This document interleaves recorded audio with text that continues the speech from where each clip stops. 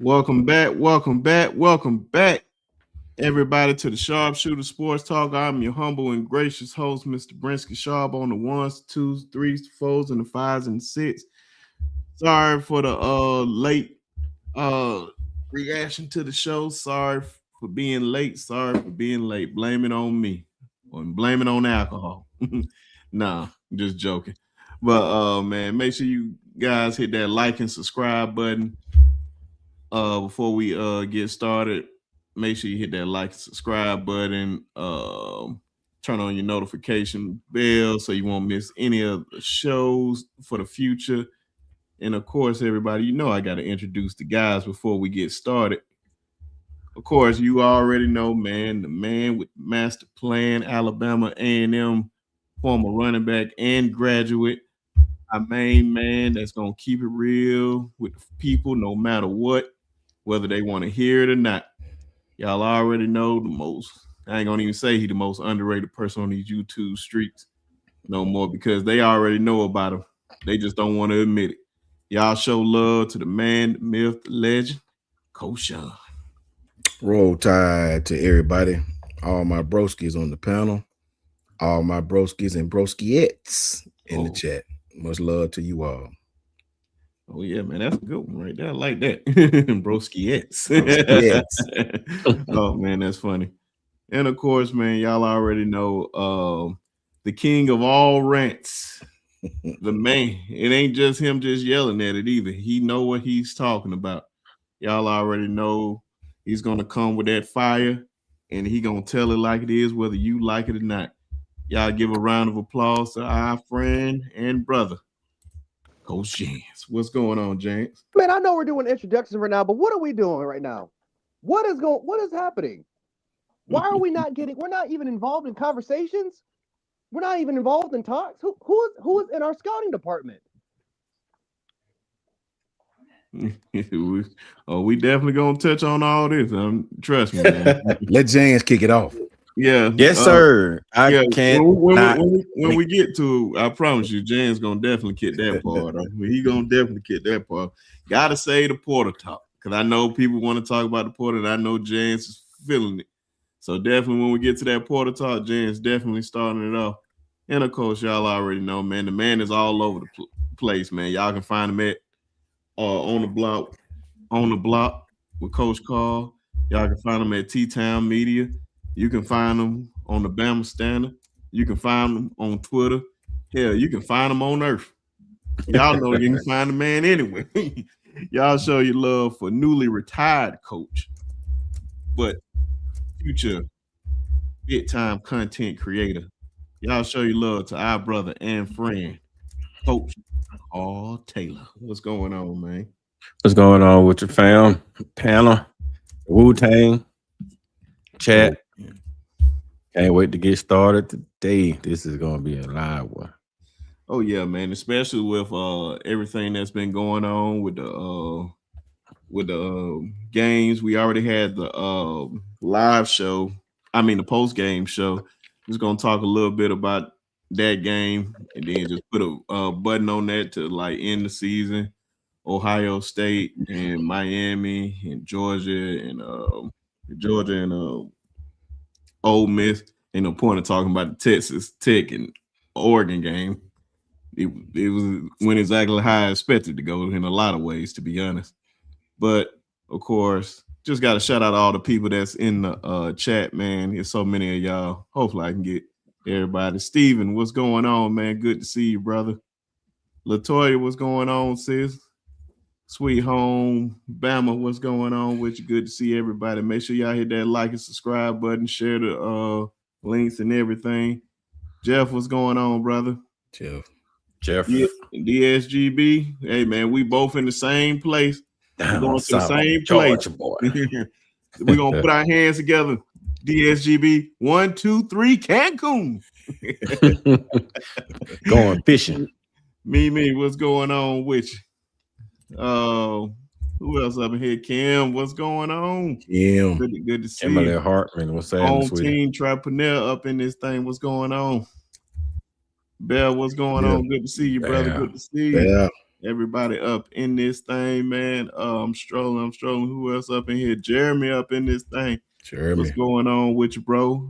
Good to see you, man. That was say everybody gonna be jumping in here. Oh man, y'all already know Mike Jones. Who?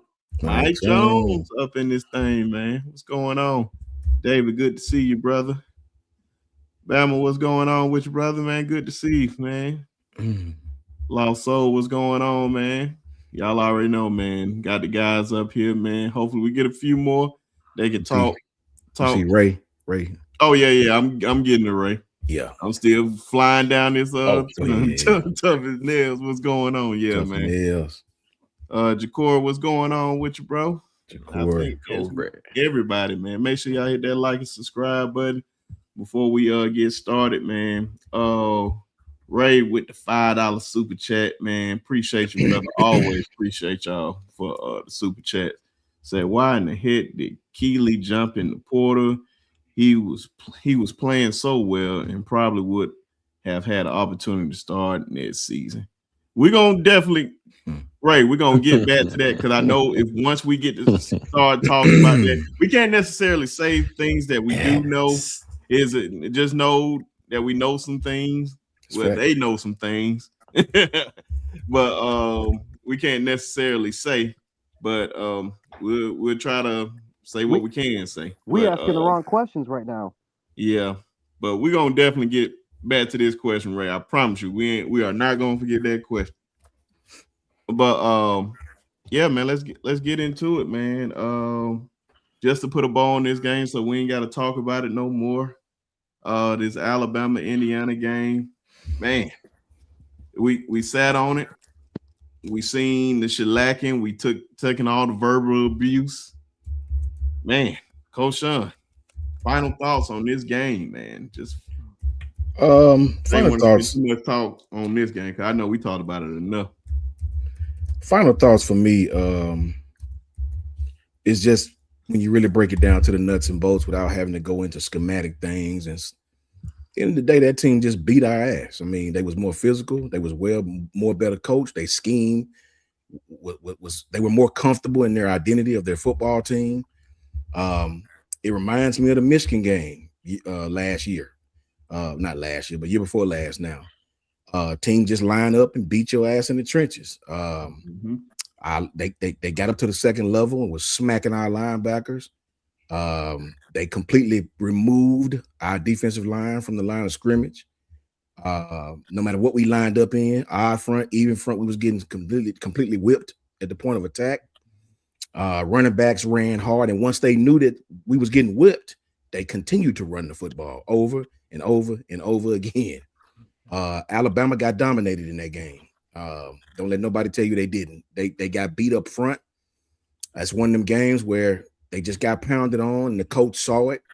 And if I can preface what Coach Signetti said, when the young guy asked him about your players knowing Alabama's tradition, he clearly said this, and you really have to think about this. It's not nothing that's going to go over your head. It's quite simple. He said, and I quote, "You probably know more about Alabama's tradition than my players do. We just know what we saw on film." So what that's saying is, sure, we respect the tradition, but this team ain't it. We know what we see on film. We're going to whip their asses. That's what he said. We know. He practically said what myself, Jans, B. Sharpe, and Coach Carr have been telling y'all since Florida State. Regardless, why y'all complaining? Yeah, we won. We know what's on film. We know what we saw. You don't see what we saw, clearly. And that's okay. That's okay. That's what we're here for. He repeated the same stuff that we've been telling y'all. He practically said we respect the tradition, but we know what we see on film. All we can tell you is what we see on film, right? And he did the same thing to Alabama that if I was an opposing team, that I would do. They clearly are not physical up front. Run the ball right at them, right? Their linebackers is not going to feel. They'll feel for a series or two. Late in the game, they're going to get blocked. Their safety's going to take wrong leverage. We're going to run the ball right at them, right? We are just not a physical football team right now. They're not physical on offense. They're going to pass pro 90% of the time, right? They're not even going to get a running backs a chance. They're going to throw the ball 1,614 times in one game. Trust me. They're not physical. They're not physical, Coach Carl. They're going to pass pro the whole damn game, right? So we can get them on 3 and out. We get the ball back and eat up time of possession. They don't have a good punter, so we're going to win that field position. These are all things that I would say if I was playing against Alabama. I'll say this and I'm done. The film don't lie. We've been saying the same slogan all day. Your hopes and dreams, and hope is not a plan. Hope is not a plan. With hope, we can do hope. Hope is not a plan. The film don't lie. Jan's been telling you that. Coach Carl been telling you that. Brinsky been telling you that. Everybody on this panel been telling y'all the film don't lie. And Coach Signetti said the same thing. So my final thoughts is Alabama got out physical. They got out coach, and we just got whipped. Point blank, period. And honestly, I think he took it easy on Bama the last 6 minutes, 7 minutes of the game. He probably could have scored again if he wanted to. You know what I mean? This is real facts. Shout out to Rob. Yeah, man. You ain't tell no lie. Shout out to KT, Shout out to Bama. It was somebody else out there right now. Ephraim. Appreciate y'all, man, joining, man. Make sure y'all hit that like and subscribe button. But James, man, sorry for the patience, man. Go. What's your final thoughts on this game, man? I mean, Coach Shawn just said we got our ass beat. We got to execute on really a lot of the small things, especially defensively. Actually, kind of going back and watching the game, like, damn, like we just like Indiana had perfect counters. We tried to. I'm not gonna say get a little bit too cute with our defensive coverages, but we tried to really disguise a lot of our looks. We tried to mix it in. There were plays where we're literally dropping 4, we're rushing 5, and it's and we're trying to. And we're doing a good job kind of covering the intermediate points, but we didn't do a good job with gap integrity. We didn't do a good job in terms of containing the quarterback. We switched to playing a lot more off-man coverage. I think we did that. I think we did that because I know players were kind of complaining that in the Oklahoma game that why the hell are we pretty much running a lot more zone, even though that's kind of more of our base coverage set. And we switched to man, off man, and we did a much better job. But in this game, they just beat us.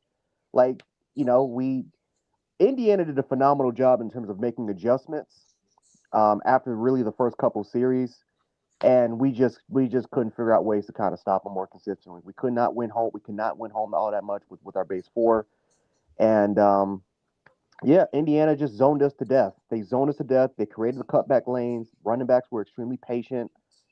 And they out physicaled us. They wore us down in the second half. They wore us down, and you can make a legit argument the game was over after we didn't pick up the 4th and 1 when we try to run a jet sweep to the outside. That's how you knew Indiana. They just knew that. Oh yeah, this team is not about it. They're not about it. So we got out physical. We got out man. We got out coach. We got out scheme. No matter what you want to call it, it is what it is. We got punked, and it's weird because we have lost games where teams were more physical than us, right? You look at the Auburn game when we lost 26-14. We could take a look at the Georgia game in the national championship. There are games where we lost by double digits. Hell, we lost to Clemson 44-16. But this wasn't even competitive. It just wasn't even competitive. And a lot of the stuff that all of us have in this panel since the Florida State game, not even the Florida State game, since last year happened with this game. This cutesy-dootsy West Coast sort of scheme, this blocking hybrid gap power crap, gap-powered zone crap that we're running with our blocking scheme. It's too cute and too fancy. Receiver concepts, once again, are too long. Your quarterback is hesitant as all hell because he doesn't trust the base. He doesn't trust your protection set. You keep switching your offensive line rotations, not playing Jaden Roberts, who's the best anchor probably on your damn team. You're not playing him. Jackson Lloyd should have been it's a mess. Wilkin Formby with the whole loyalty crap. It's just like everything just kind of reared on his head today. So the only thing we can do is hopefully learn from our mistakes, which it looks like we're not doing. We're not doing that right now. So we'll find out. Again, it's early, but yeah, we'll see what happens, man. We just got to. We got to do better, and we got to adapt to new times, man, because watching that Indiana team and watching how they play. Listen, I don't care if their average age is 22 years of age. Guess what? Those are college football players at the end of the day. You better adapt or die. And something that we are something that we right now we're failing at right now. So shout out to Indiana, congrats to Indiana fans, and yeah, amazing football team. Coach called to finish this good old Alabama Indiana talk for the year. Please. Well, it ain't much to say after that, man. So yeah, I'll make it kind of short and sweet. We got our ass whooped on offense, got our ass whooped on defense. They outshined us on special teams. Yeah, they did everything that they could do. And I even made a funny song about the shit because it was I was so damn depressed I had to make a song about the shit. So yeah, they did everything that they said they was gonna do. The fan base came on Piano Man Show, told Piano Man Show exactly what they were gonna do. I mean, people been talking about this shit for weeks, and everything that the media said happened. Right? The media said the same thing. They did exactly what the media said. The media said Bama shouldn't even damn show up because they won't get their head beat in. Yeah, they didn't even damn show up, and they got their head beat in. Right? They just went out to California for the damn vacation. Honestly. And with the turmoil going inside down the locker room, with players down getting hit in the portal, you can understand why, right? Mm-hmm. It's just a whole lot of nonsense going on, man. It's too much going on inside their program right now for anybody to be happy about what we see going on in Alabama. I tell you that shit right now. There's so much going on. They putting guards in the wrong damn spot. They putting tackles in the wrong spot. They playing the wrong damn kids on offensive line. They fake ass loyalty. It's just a lot going on. It's terrible, man. You got defensive guy that asking to go in the game when you're getting your head beat in to tell you, damn, you can't go in the game. It's just a lot, man. This team is in a turmoil right now. This team is in a very bad spot. Coaching staff don't know what the hell they're doing right now. We get Ryan Groves. We were happy to hear about Ryan Groves. Ryan Groves came in here most of the year and stunk up the damn joint. Only time he had success, honestly, is what we play against the damn FCS teams. Or we got pick sixes in Tennessee and pick six in Oklahoma. Other than that, man, this offense been struggling mightily. The defense been our Achilles, right? It been our backbone. And to the point where down Indiana came in knowing that they weren't going to be able to do shit on offense, and Indiana broke the defense.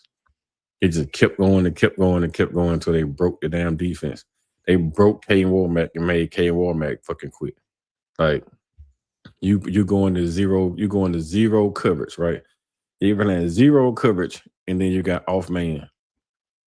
If you playing off man, why the fuck are you in zero?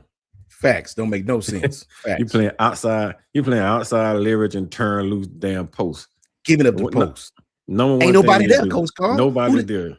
Nobody's in the middle of the field, but you're giving up the post, right? It's facts. It's a whole lot of bad everything, man. You damn running 30-yard damn deep routes, right? And linebacker dropping 20 yards, right? In the old middle of the field behind the damn defense line is open. You got 15, 20 yards of freedom, but everything ran behind the damn linebackers. He called it freedom. This shit terrible, man. Like, I don't understand this dumbass type of damn football, man. Caden Warmack, I understand where Caden Warmack coming from. He was trying to make an adjustment to try to make something happen, hoping that they send the blitz and then they force damn Mendoza into a bad throw. But once he sent the blitz, hell, our blitz never made it. Like, we sending a safety blitz, and the safety get to the tackle, stop his feet, taking down hands out instead of trying to outrun the tackle. Or you want to press the tackle, get outside, or he turn loose down an edge and then try to follow you. You're running dead into the damn tackles like you trying to get blocked. So that type of shit that it was just irritating me, man. And I was watching that game. I stopped watching the game as a fan and started watching the game breaking down as a coach. Like, this guy ain't trying anymore. Oh, they don't took this guy's soul. Oh, what the hell happened to this kid? Why this kid ain't in the game? Then we rotate down 30 damn players that seem like on defense all year long, and then come down to this game, we don't play nobody. Like, we stick 13 guys out there the whole game and just burn their asses out. I'm like, like, what the hell? They literally trying to lose? So I was like, shit, somebody sabotaging this damn shit so somebody get fired or something. Like, it was weird, man. Like, I seen Bama get their head beat in, but 3 times, 3 times like this. Like you got beat badly by Georgia, you got beat to death by Indiana, you got beat to death last year by Oklahoma. We got beat to death early by Florida State. Bama don't get their head beat in 3 times in one season. We got demolished. And then you go back and start watching game, man. Just go to the game, break down the old games before. Man, we struggled against FCS teams. Like, honestly, we didn't run the ball well against nobody this year. This staff don't want to run the ball. This staff is 90% pass happy type of staff. Yeah, you can live with that in certain aspects of the country. But you can't do that around here. Real football, even in the NFL, man, the guy just drop back trying to pass the ball 100 times in the NFL and not succeeding. That's a fact. You see Patrick Mahomes at the crib right now, right? You can't do that right now. You got to get back to playing physical. His team ain't there. The coaching staff ain't there right now. So I don't know, man. It's just I'm just happy the game over, man. The season over. We can get to the damn transfer portal, all our guys leaving, and then we can see what they're gonna bring in. See if they're gonna bring in some more guys that gonna help their ass to get win, or they're gonna help their ass to get the hell out of here. Yeah, man. That's all I can say. There's only one thing they can do, man. Barbecue a mildew. You gonna barbecue a mildew. So hey, man, it is what it is. That's why I said I ain't want to talk about that one too long, but hey. Good barbecue. You can become a chef and barbecue that shit as a barbecue chef, or you can burn that shit down. Yeah. You can't do with two. Either you're gonna burn the meat up or you're gonna cook the meat well. Hey, they on the clock, man. So it's all good. That's why I like, hey, man. I seen worse, and I hope they don't go back to them times. Never in my lifetime. But hey, only time will tell. But the other games I know that we had up here, man, I'm glad they set that Ole Miss Georgia game for the night game because damn it, did it live up to expectations. Whatever expectation it had, it surpassed that by 10 because it was really, really good. I did not expect Ole Miss to come out of there with the win, even though I wanted them to win. I didn't expect them because I didn't think the defense was going to hold up. But the defense actually held up when it needed to hold up. Trinidad Chandler put on one of the best performances in the playoffs history since we had the playoffs.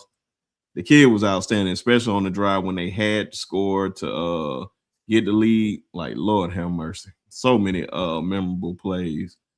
Coach Shawn, I know you caught the game, man. How you feel about this game, man? This game was really amazing, dog. I ain't gonna lie to you. Before I do, shout out to the brother at I Bleed Crimson Bro. I Bleed always tap in with us. I wanted to tell him, I read his chat. I Bleed said if I said, pretty much what he wanted to say, he'd be a fair weather. Always remember this, I Bleed. You can say whatever you want anytime we on the panel, bro. You will never get classified over here as one thing we don't do is we're not the fan gauger to tell you how to be a fan. Whatever you say, it's gonna be respected. You know what I mean? Because it's your opinion. Always voice your opinion over here, brother. We appreciate that. Please. I don't even know what that means. You know what I mean? I guess if you ain't running around here talking about how well we played the other day, you're a fair weather fan. No, people on this panel just not fanned out like that, right?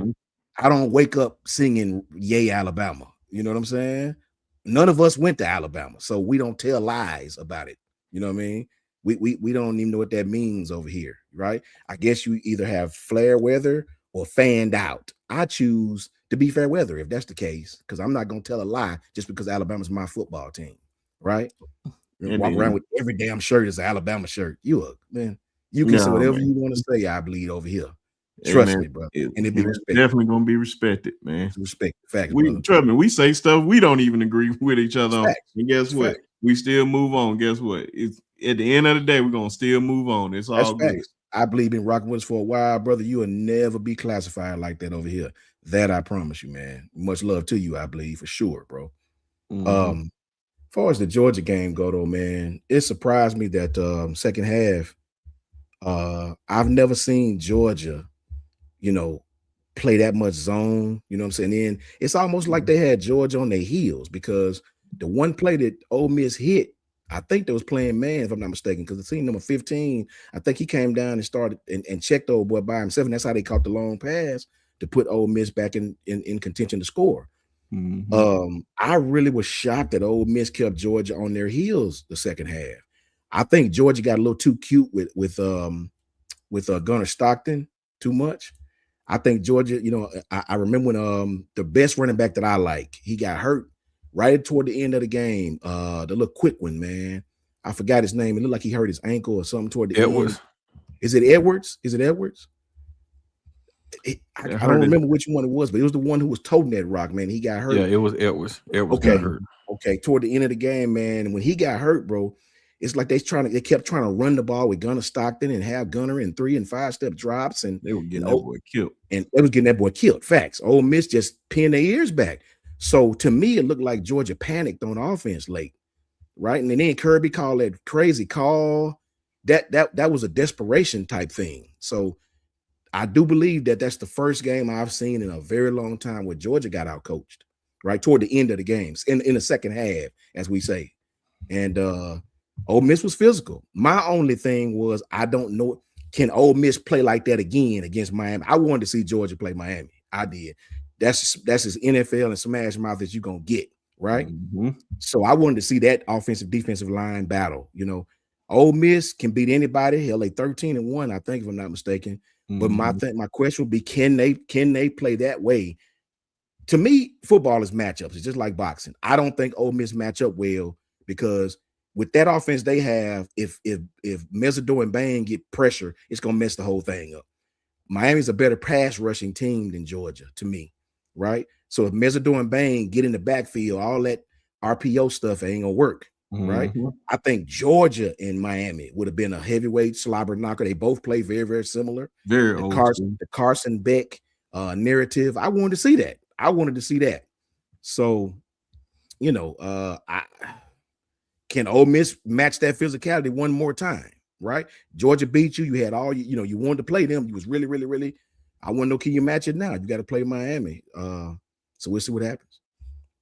Yeah, man, you said it right there, man. Before I kick it to Jans, man, that was gonna be a battle of physicality for real in that game, man. I would love to see Mario Cristobal and Kirby Smart just go at each other, because I know with Mario, man, the more and more you see these guys succeed, man, the more you look back at that 2015 team of Alabama and like, damn, bro, we really had all these coaches and all these players. You don't have that type of staff and players. I think that's a once in a lifetime type of team right there, man. And just to see how far Mario has come, even though I think he's gotten better on the clock with his time management. Because I was just like, the only thing I was watching when they had the lead, I was like, oh man, can he just run out the clock in some type of way? But then the refs did something stupid at the end. But I sorry, one thing before you pass. No, go ahead. My fault. Quickly. And we all, including myself, used to be on Pete Golding. Pete Golding sucks. Well, I can remember, it might have been Jans. I can't remember. It was either Ty or Jans said this, and it just stick out in my brain. Sure, when Pete Golding was at Alabama, he had his struggles, but that wasn't Pete Golding's defense. That was Coach Saban's defense. Pete Golding just called the plays, right? So, because that ain't what they running at Ole Miss, they're not running what we did at Alabama, right? So what was it? Was it Pete Golding sucked, or was it that defensive schematic sucked? All I can know is this horrible Pete Golding that all y'all keep talking about is balling right now. Balling. That's all I say. And definitely shout out to Pete Golding on getting the win, man. That was a major win. But James, my fault, brother, for holding you up. Fire off. Nah, man. Ole Miss was they were really good. I got to give them a lot of credit. Trinidad Chambliss is a hell of a story. For all the Bama fans that keep saying, why can't we go after D2 players? Just look at Trinidad Chambliss. You talk about a kid that came from Ferris State, which is a D2 school, national champion, came to Ole Miss, finally got an opportunity after one of the quarterbacks goes down, and you look what he's done for that program. I mean, he was absolutely exceptional. I agree with Coach Shawn. I was surprised with the amount of zone coverage that they actually played We all knew that Georgia as a pass rushing team, we've been calling it all year round. They're not great. Their best pass rusher is arguably one of their outside linebackers, and Chris Cole was a hybrid. But yeah, they don't have natural pass rushers. But the thing that I was just most surprised with was how physical Ole Miss was on the defensive side of the ball. They matched Georgia's physicality. Yeah. Georgia averaged 3.6 yards per carry when they played them. Now, again, when Georgia played us a couple times, guess what Georgia was averaging? Almost 6 yards a carry when they played us every single time. So, Ole Miss got some big guys up there. Xavier Harris is one of the more notable ones, 6'7", 328 guy, big, really guy. It's kind of more of their nose, zero tech sort of player. But no, like Will Eccles. I mean, those guys up front match Georgia's physicality. And Gunnar Stockton's a warrior. He went out there and made some plays. Shout out to him for what he was able to do. But at the end of the day, man, I mean, Pete Golden was able to get the squadron right. And the crazy thing is that, listen, I mean, Ole Miss's coordinator is getting NFL calls. Like, he's highly regarded right now as getting NFL calls. Lane Kiffin's trying to get these guys to go back to LSU because the administration they're tired. Like, those people at LSU are like, okay, great story. We need you to get to LSU though, where we like this thing needs to end. So they're tired of it. So Ole Miss is going through a lot of turmoil with that coaching staff right now. A lot of those guys want to stay, but at the end of the day, they did take new coaching jobs and they got obligations to LSU, not really to Ole Miss, and they're still winning and beating Georgia. That's impressive. Throughout the adversity that they face, a lot of those guys are probably going to transfer, go off to the NFL, and they're still finding ways for them to win. That's very, very impressive. That's commendable. And Georgia, this is the second game now in the quarterfinals where they just got out physical. This is the second game. The Notre Dame game was far worse because that was both sides of the line of scrimmage that was getting dominated. But this game right here is just, again, I'm not going to say that it's shocking because the first time that they played Ole Miss should have won the first game as well. But Ole Miss put up 37 points on that team. Georgia just found a way to win in the shootout. This was almost damn near a very close, identical game to the first one. I just expected Georgia to be a little bit more physical, be a little bit more aggressive, especially with their coverages, and honestly start to really put a lot of pressure and confuse Trinidad Chambliss with looks that they never really seen before. And so I was kind of a little bit shocked by that, but hey, credit to Ole Miss for getting the job done. And now they're going to go into the semifinals against a Miami team that, let me tell you something, man. If Georgia would have beat Ole Miss, I think Georgia would have had a better chance against Miami because Georgia can match Miami both sides of the ball with their physicality. Miami's going to run the football. One thing Georgia's phenomenal at, they can limit the yards per carry. They can be a lot more aggressive with their coverage sets. This game though is just it's a different story. It's a different animal with Ole Miss because that's a spread you out team. They run a lot of more zone, but they're very physical on the offensive line as well. But Miami's edge rushing is Akeem Mesidor, Adam Moulton, and those guys, Ruben Bain. I mean, those are guys that they just ask to get to pin their ears back and get up the quarterback. Like Ole Miss is playing right into what Miami loves to do with the pass rushing standpoint. So Facts. It's weird because whenever teams ask to say go up and just match Miami's physicality, Miami wins. But teams that spread them out and they play a little bit of a different game, they play more of an efficient game, Miami loses. Hence the SMU and the Virginia game. But I don't know. It's a weird matchup for Miami and Ole Miss overall. But hey, credit to Ole Miss for getting to this point right now, man. They did something that not a lot of people believe that they could do. And shout out to Pete Golden. Coach Carl, take us home on this game, man. How you feel about it, man? Well, the bigger thing with me, man, was that Ole Miss in the second half out physical Georgia. Like, we watched Ole Miss basically. Georgia damn near took their soul in the first half. And then Pete Golden go in the locker room, come back out, and the kids play harder. Georgia changed their game plan in the second half, like Kirby always does, and it backfired on Kirby. Mm-hmm. Like, if Kirby went in the locker room and came back with the same exact game plan, he probably beat Ole Miss by 20. They changed their game plan, came out the second half, Ole Miss adjusted just like Kirby, and Ole Miss took advantage of it. Georgia. Because now they got to put a freshman in there that was smaller by the freshman because the other two running back was hurt. And then this guy started running side to side. it was a downhill runner. You know, you start moving side to side. You put Ole Miss in prime territory. Like you gave Ole Miss all the damn glory they needed. Because now they not to worry about you coming downhill. That they can use their speed from their side to side speed. They just started tracking the young boy down. Then they had to run going to start. And so because the young boy wouldn't go into the middle, they ran going to start. Going to start started taking those big shots. And then Pete Golden got the lead, man, and they rolled it on out. But like everybody just said, B Sharpe, I don't know if Ole Miss match up well with Miami, but I can tell you one thing. Them damn kids playing their ass off of damn Pete Golden. Facts. They playing off of Pete Golden, and they playing to prove Lane Kiffin, like, yeah, you voted on us, but we're going to win the national championship. Facts. That's dangerous. Facts. And that's how they playing. They playing to prove the world that Lane Kiffin made the wrong damn decision. So Miami coming in trying to prove the world that they kids been overlooked and undervalued. But Ole Miss playing the same damn way, and they doing it at their coach. They're not doing it just at the world. They're doing it at their Pacific coach. Like, we coming to show you that you should have stayed your ass here instead of jumping and running there. And that's a dangerous combination. So if they play like that the rest of the year, I don't see nobody really going to be able to beat them. They go into that Miami game next weekend with that type of damn mentality, with that type of feel, nobody going to beat that team but probably Indiana. And if Indiana slip up and lose against Oregon, Ole Miss going to win the national championship. That's all I'm going to tell you. And I'm going to just leave that alone. Them kids playing, and them kids playing with fire.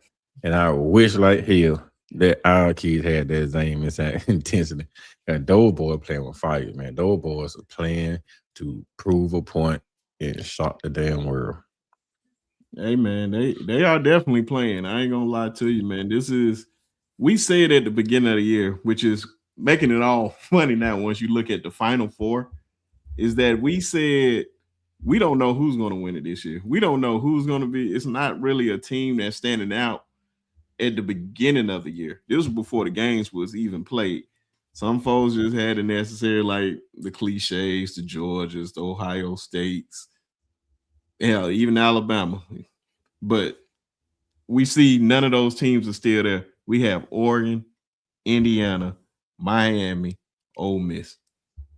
You tell me how many of us predicted that, or at least one of those squads. That is amazing. I'm gonna tell you this about Ole Miss. Ole Miss better get this championship while they can. I don't see them after this season doing it. They are getting good recruits in, which we're gonna talk about the transfer portal in a minute. Kids they're getting. Yeah, they get some guys now, and we definitely gonna talk about that in a minute. That's why I said we got one more game, then we're gonna tackle on that, and then let Jans fire away on that.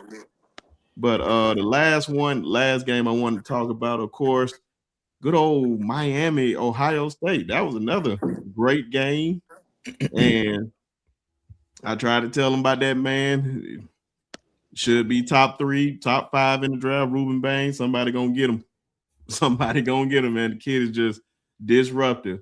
It just seemed like, he didn't get that many sacks in the season. It felt like he just turned it on in the playoffs. And he missed about 3 of them in this game because they were just all over him, trying to stop him from making plays. But Coach Shawn, Ohio State, Miami. If you remember, I said I think Miami gonna beat these dudes. That was my exact words. I said, I think Ohio State gonna come in playing well. I said, I think Miami gonna win the game because I saw Ohio State against Indiana lose sort of similar to the way I did. Not I did, but the way our team did, just obviously not as bad, but the same principles of why. I knew that they weren't going to be able. If you can't block Indiana's front, you're definitely not going to be able to block Miami's. And true to form, Miami got after them bad. It's to the point where Coach Al even told y'all on the Skycam cast.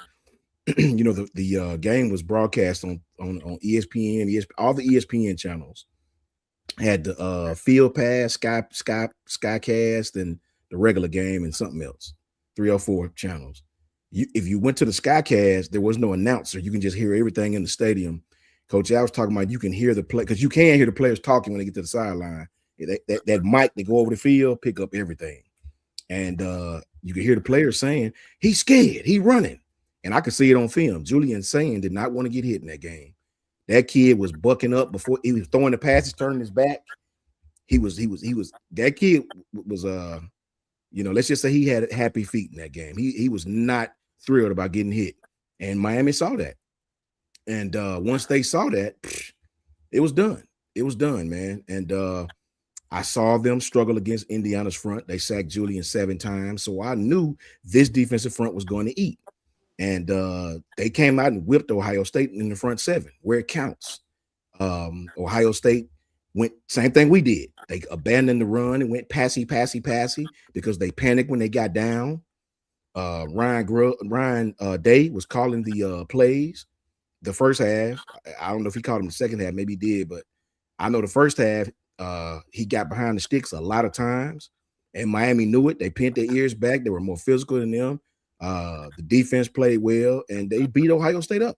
They did the same thing to them as what happened to us. So yeah, Miami is, they have a great defensive front. You're not going to be able to run right at those guys. It's going to be interesting to see how they run sideline to sideline with a team like Ole Miss. But it's just, I put this on a post, man. Finesse and trying to trick people will never beat physical, in your face football. You know what I'm saying? You may win a play or two here and there, but the physical brand of football of beating you up play after play after play after play is what's going to win you a football game. Miami, Alabama, Ohio State. Indiana, Alabama. So that brand of football is what won, and you saw it again in the Miami and Ohio State game. Whew. Said a whole lot right there, man. But Jance, what's your thoughts on this game, man? I wish we had, man. I wish we had Miami's offensive line, defensive line. Man, tell me about it. I wish we had that type of authority and enforcement. Exactly. What's funny? It's possible that you actually could have it if you just make the proper evaluations. But again, I know we'll get to that in a little bit. No, Miami was just. I mean, the coach Shawn said everything I wanted to say. I mean, they've been doing that all year round, man. Teams that want to match up and go ahead with them, they lose every time. It's really the teams that spread them out or the teams that win. Which is the Ole Miss game it's interesting. It's an interesting game to look at. But Ohio State, we saw it. We saw it twice, really. The Texas game, we saw it in the Indiana game. Defensive lines that match up against Julian Sand, where he's under duress, he's got to get the ball out quickly. If he can't get the ball out quickly, he's going to hold up. He's going to hold it. He's going to take the sack. Yeah. Simple as that. Miami was not. They were not scared of. They were not scared of Ohio State. They were intimidated. But you know what? A lot of those dudes are grown men. Like Keontae Scott, who's the best nickelback who returned for them, 25. He's about to be 25 in September. Jacoby Thomas, that's the one you're talking about, Coach Shawn. That dude was talking shit the entire he was. game. Yes, he was. And he was hitting. That dude was. Was hitting the entire game. Even I think he had a flag or two. He didn't care. That's the type of mentality that you want to have. You want crash outs on your team. You want guys that's going to go out there and just lay the wood. Set the tone of the game, get guys jumping, and they weren't scared. Again, Miami's they're not the most talented football team, at least from a linebacker and secondary standpoint. They got a lot of young guys, more particularly their 2 outside corners. They're true redshirt freshmen, and Jacoby Thomas, I think he's a true junior. No, he's a senior actually. But their defensive line, again, Akeem Mesidor was a transfer. Ruben Bain was pretty much he's the only true edge rusher they got that did not transfer. And, those guys were able to set the tone and dominate Ohio State on the offensive line. And so we have seen this twice with this team for Ohio State already. I think they'll be better because of it. I think this is a lesson that can be learned. I think they're going to go out and target the trenches because, again, when you lose that much talent the year prior on the offensive line, it's hard to kind of replicate it. A lot of those, and again, they didn't go out in the portal and just get a whole bunch of guys. Like a lot of those guys that they pretty much got were second and third string guys that they just kind of want to develop and just see what happens. I think they're going to go out there and target the trenches in the offensive line to get bigger, stronger. Get better, get a much better anchor there. Defensively, I mean, Ohio State played a good game, They played a good game, but Miami kind of wore Ohio State down a little bit with Mark Fletcher. Fletcher's a big boy now. He's 6'2", 235 pounds. He's a guy that, he's a guy that for the most part, Miami can wear you down. They got an offensive line that's very, very physical as well. And it's not fun, man. It's not fun. It's not fun when you're going against when you're going against 40 carries. And it's just ground and pound season. It's not fun. Got to give a lot of credit to Carson Beck too. I know I've been extremely hard on Carson Beck, still am. But Carson Beck didn't lose the game, and that's what quarterbacks need to do, especially when you're in this type of game. Even NFL quarterbacks, Josh Allen, don't even do that. When they just know the tone of the game, right? You know that, okay, I'm not going to score 20 or 30 points. I just know it. Like, that's a great defense. That's a defense that they can get to us. That can get to me in less than 2.5 seconds. They're going to have a nice pass rush win rate. Their pressure rate's going to be off the charts. Let me go out, get the ball out quickly as possible, but let me utilize my legs if there's opportunities. And the biggest plays that Carson Beck did was just the utilization of his legs to pick up crucial first downs and move the chains and continue to waste clock. So Miami won the game for that way. But at the end of the day, the better defensive line won, and the better defensive line that put the most pressure on the quarterback who made the most mistakes, which was Julian Sand, who does not have a lot of experience. He just doesn't. He doesn't have a lot of experience going against these type of defenses. And when he does, they don't put a lot on his plate. They don't put a lot on his plate. And so I think Ohio State will be a better team because of it. Again, I think a lot of it has to do with inexperience in terms of going against these type of teams. This is when people keep saying, what's the difference between the SEC and the Big Ten? The difference is within the SEC, you see this shit every week. Like, you see this every week. There's a reason why Ole Miss, against a much physical football team, was still able to match up with Georgia, because they see it every single week. They match up against teams like Oklahoma and Georgia and A&M. Like, this is what they do. Ohio State, what's the most physical team they played? Texas? In the regular season? Yeah. First game of the year? And they won that game. Them or Indiana. And then Indiana in the Big Ten championship game, which they lost. Yeah. So it's like every other Illinois and then Penn State. Like, come on, we're not going to take. Come on, like, what are we doing here? So, again, I think they'll become a better program because of it. We all know Ohio State. We all know Ohio State's got the funds. They have the coaching staff wise is interesting. Very interesting to see what happens with their coaching staff, to see which offensive coordinator they get. When you keep having big changes every single year at the coaching spot, not easy, isn't it? Because Georgia's struggling with it. Dabo Swinney still hasn't recovered, by the way, from losing Brett Venables and losing Robinson and losing Robinson. Mm-hmm. Still haven't recovered from it. It's not easy when you keep losing coaches on a yearly basis. So you're starting to see that with Ohio State losing their offensive, losing Brian Hartline, losing Chip Kelly the year prior. It's not easy. Not easy. So we'll see what they'll do. But credit to Miami. Quick prediction: I think Miami's going to get to the national championship. I think it's going to be Indiana and Miami for the national championship, just because of those two physical defenses, those two defensive lines, how much they can get to the quarterback, and just the efficiency of how their offenses are rolling right now. They're not making big mistakes. Coach Carl, take us home. Man, I think Miami just took on the personality of former damn greats. I think Miami is playing like Miami played back in the old days, man. You see Michael Irvin on the sideline. You done seen Ray Lewis on the sideline. I done seen Ed Reeves of the world on the sideline. When you see those boys playing, they on the sideline with Hall of Famers, NFL Hall of Famers. Some of the most significant guys that you can even think of, man. Like, these are great. And then Miami, recruiting Miami kids again, those South Florida guys again, that's breeding and living and breathing in the condition and the coach down there in Miami. And then you got Michael Irvin on the sideline, just straight bringing that fire all game long. And those kids buying into what they're doing, man. So that brand is building, man. I mean, we talked a lot about coaching that came through and left. We talked a lot about Mario. Mario down there doing his thing, man. Yeah. He doing this thing. He got those guys firing. And when the biggest thing that people not paying attention to, right? The last 4 teams standing, or the last 5 teams standing at one point was all Nick Saban coaches. So they're coming from a culture tree with the hard knock culture tree that instilling a whole lot of values into them, pushing these kids to the limit. Pete Golden pushing Ole Miss to the limit. Mario pushing Dan Miami to the limit. Now you got two hard-nosed defensive coordinators, man, going head at it, dog. Mario's a winner. It took him a minute to get where he's getting right now. It took him a minute to get the program back to where that. It took a while for those guys to start showing back up. Why it took him a minute, Coach Carl? Why it took him a minute?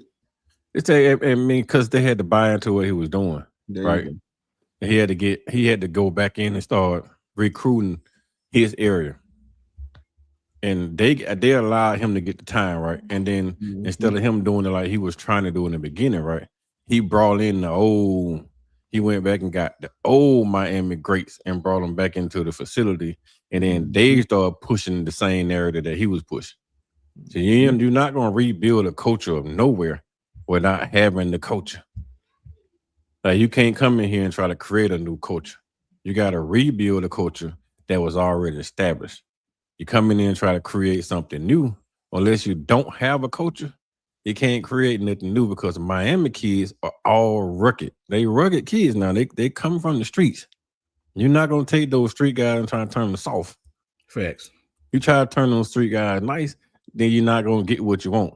So you want the street guys, right? If you're going to go out there and recruit them, you want them to be the same way. You just want to channel that energy and turn it into productive energy on the football field and not the street energy that you see out there with all the shooting and all the stupid stuff they be doing in the streets. All you're doing is channeling energy and taking it from one area and putting it to another, not losing aggression, but you just transferring aggression from the streets to the football field. And then you see it showing. Miami kids are playing exactly like I've been saying all year.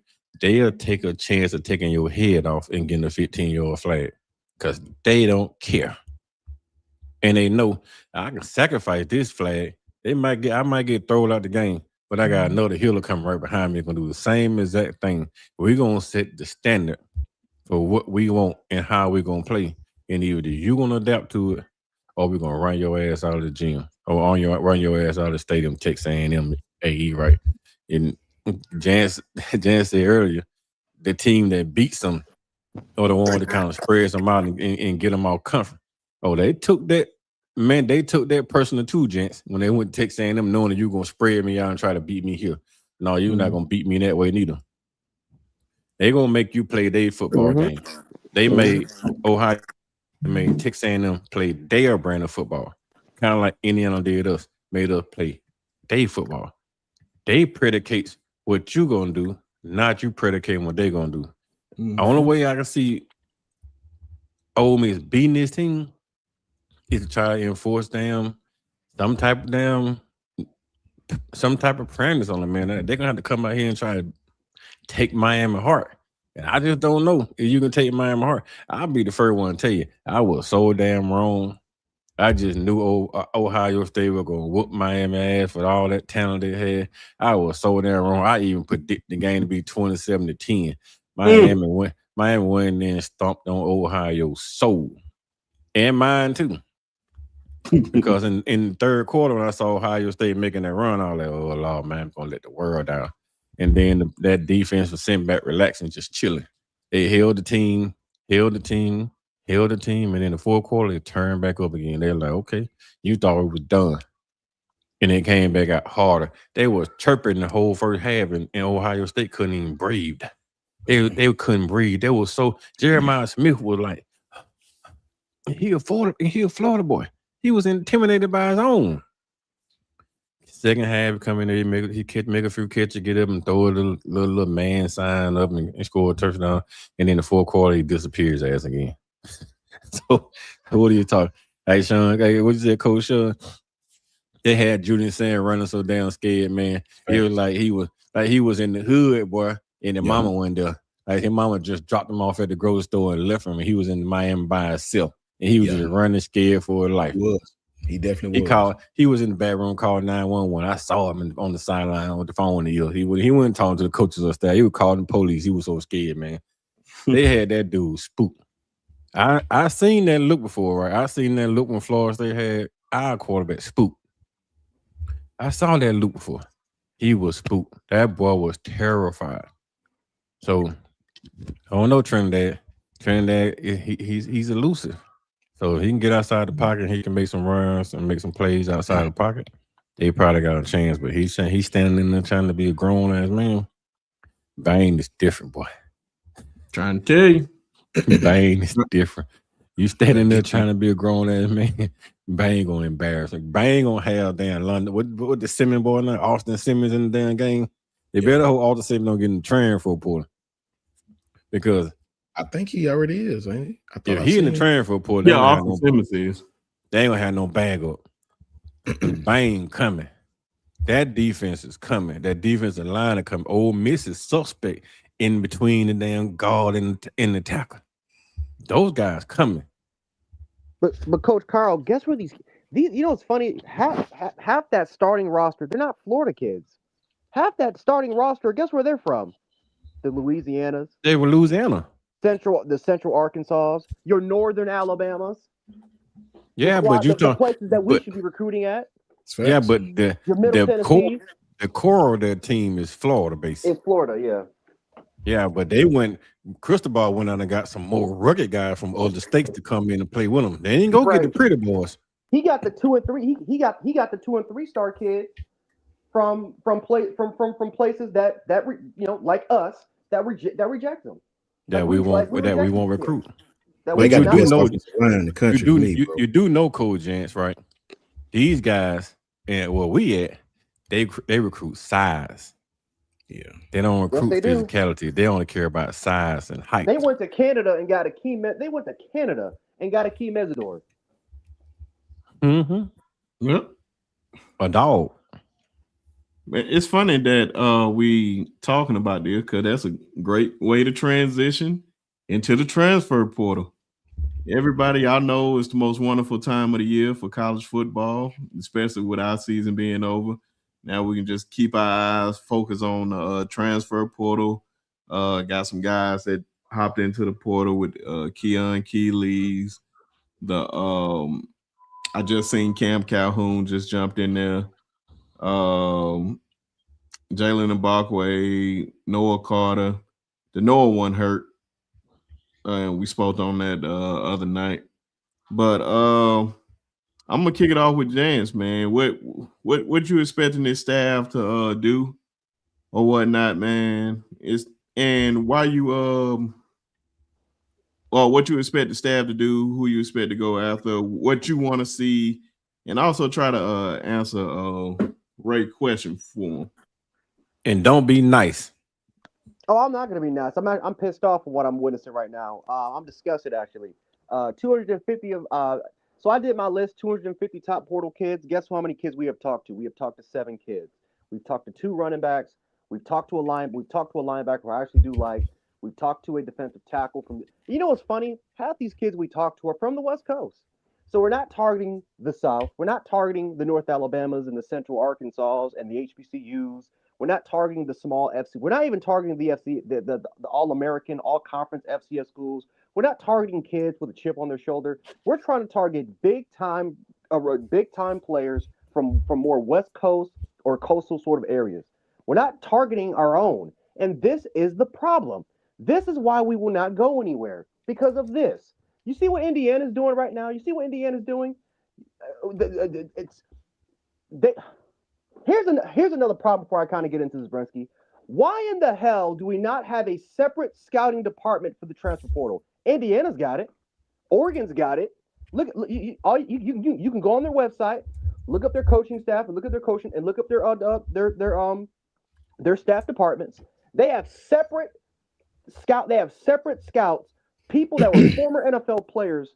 NFL scouts that are coming into college, and they're scouting these guys all year round. Why don't we have this? Why do we have the same scouting department, hence our coaching staff, that's for the most part looking at high school recruits and transfer portal recruits? We are being left behind. We are in the Stone Age in terms of evaluating talent. This is not just let's just take a look at these kids from November and December period. No, this is a year-round process. I'm not saying that you have to go in there and tamper, but you can go to the games, you can evaluate, you can have tape. And we don't even have that right now. I can tell we don't. Because how in the absolute hell Are we talking to 5 or 6 of these kids? Most of these guys are skill position guys, right? We're talking to a couple running backs. Malik Brown, we've been high on for a long time. But guess what? DeBoer's been high on Malik Brown for a long time. 190 pounds, shifty, elusive, north and south sort of runner. But, it is what it is. Like, that's, Malik Brown was close to committing to Washington. Of course, we have to go after a former Washington recruit because that makes a lot more sense. Like, I like some of the guys that we have, but Jesus Christ. It's like, what? Why can't we go after Nick Marsh, who's from Alabama? Why can't we go after a Christian Allegero from Wisconsin, who's 6'2", 255 pounds, and we're not even in a conversation with this kid. We just played against him. That kid against Wisconsin dominated us. He was the only good thing for them. We're not even having conversations with these kids. We're not even offering these kids.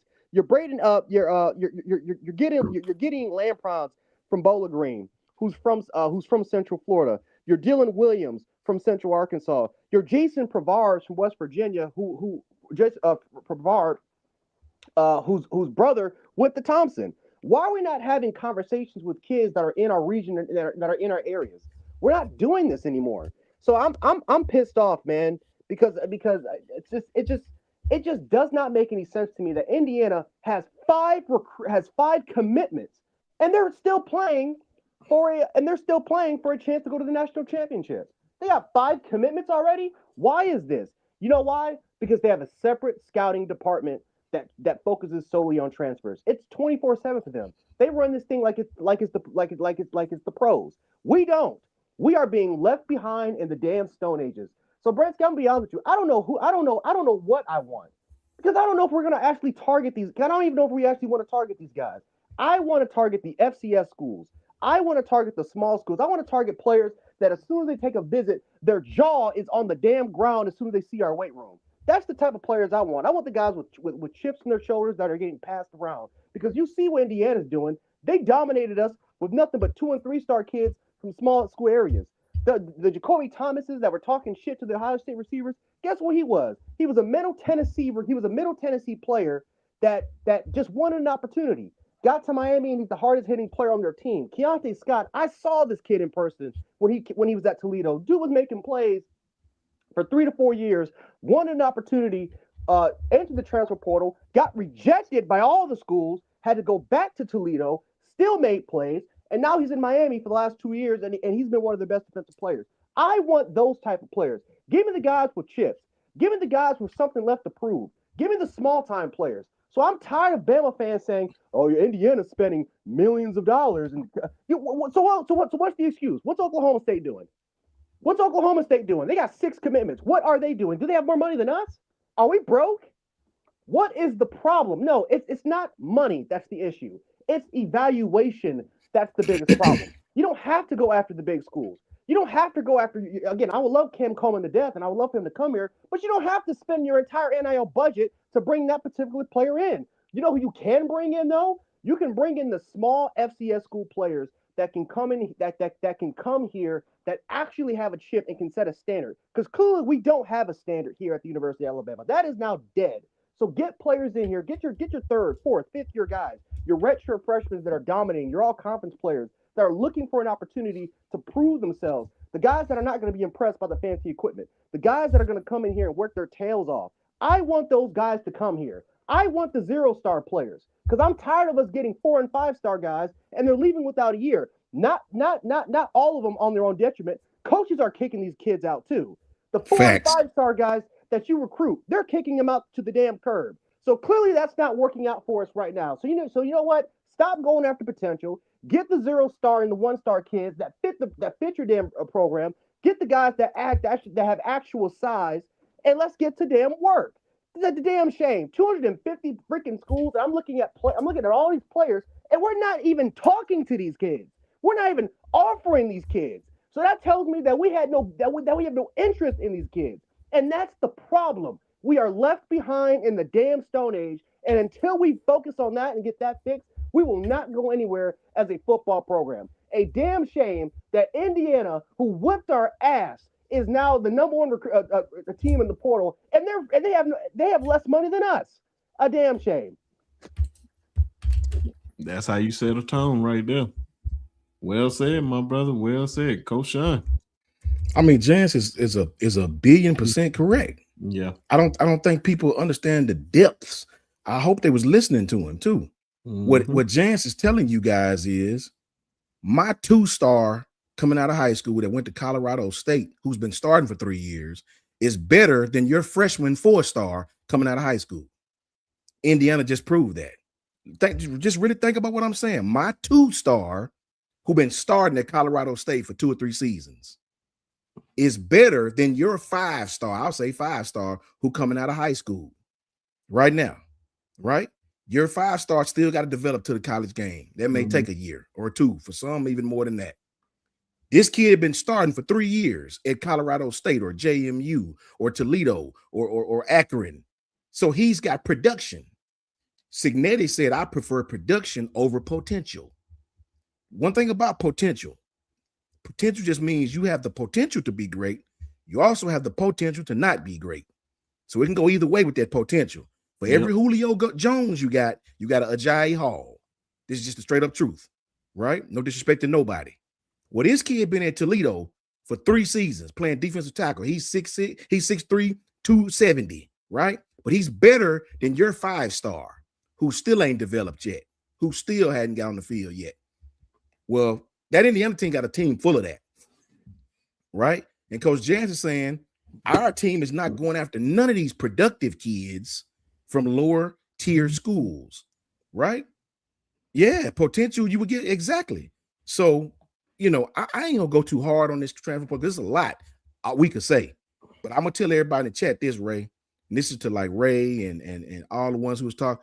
When you see, I did a video about this, man, and I'll reiterate what I said in the interview without giving too many details. We've given packs to people that we won't say nothing about this stuff until certain things happen. But let me say this. When y'all see these kids hop in the portal, don't just assume the kid just hopped in the portal. Let me say this again, and you can say, I told you. When you see these kids in the portal, don't just assume the kid want to leave. No, there's situations where the kid did not want to leave the school, but was made to leave the school for whatever the reason is. Do not assume because you see this kid in the portal. Oh, he had a good season last year. Why he hopping in the portal? Maybe the kid didn't want to hop in the portal. Maybe the kid was told you don't have a home here for going forward. You need to keep this to yourself, man, and think about what we're saying because fans love hopping on these kids and they're leaving, all this BS. You don't know what you're talking about. A lot of these kids did not choose to leave certain universities. They were made to leave for whatever the reason. And you better believe this is facts. Facts. You know what I'm saying? So, you know, I don't pick and choose who I'm going to fuss at and who I don't fuss at. I just wish the kid the best. I pray for all of them, right? Yeah, Ray, trust me. At some point in time, we're going to go into detail about it. We can't do it right now, right? But just I'll just give you the base. You know, you see the kids are in the portal, right? All we can tell you is don't just assume the kid wants to leave Alabama. Don't just assume that, right? And as far as these people talking about Courtney Morgan and we gonna get something better and this, that, and the third, and you got to play for a check, that's the most ridiculous stuff I ever heard in my life. You can always tell the ones that ain't never played no football, bro. Bro, if you based play off everybody's check, you wouldn't have a damn roster. You wouldn't have a roster, bro. They give these kids these deals to come to the school. What they do with it is what they do with it, right? This is an initial, this is an initial lure. This ain't a well, you get an extra 1,000 for extra catch. No, bro. No, that's not how it worked. That's not how it worked, family. I know that's how we want it to work, but that's not how it worked, right? This is why college football is a effing mess right now. It's an effing mess. You got a kid like Wilkin, whose family is a Bama family. This kid is a Bama kid through and through. Sure, he had his struggles. Sure, right? Right? Do we know that he wanted to get in the portal? Do you know that for sure? Right? So I would just tell anybody, bro, don't assume with these kids, man, because you could be possibly wrong. And we personally know a few we've been reading that you definitely wrong on. Look You're at Parker definitely Livingston. Parker Livingston didn't want to leave Texas. Jance, I They kicked him swear, out. I was downloading it right there. I promise you, I was downloading for this reason. The last line, the last paragraph says it all. It says the video we made. Look at it. Look at it. I wish we could see that. Can y'all see that video? I mean, that last line. Never in a million years did I think I would be going into the portal. Let me read that, just that one line again, and for the kids in the back. Now, this is a kid who's in the portal. You know how the fans say, why did he hop in the portal? Well, read with the last line. Never in a million years, not 100 years, a million years. Tell you how much he loved Texas. Did I think I would be going into the portal looking for a new home? Hell, I can stop right there. Some things are out of my control. Archman and roommate. Come on, they bro. Kicked him out. Now he's about bro. to go. Now he's about to go to Indiana and ball with Josh Hover. So He's about to ball with Josh Hover. Omar Cooper, Charlie Becker, those kids with Parker Livingston. You kidding me? Facts, man. So I would tell all of our fans. I don't care what no other fans say.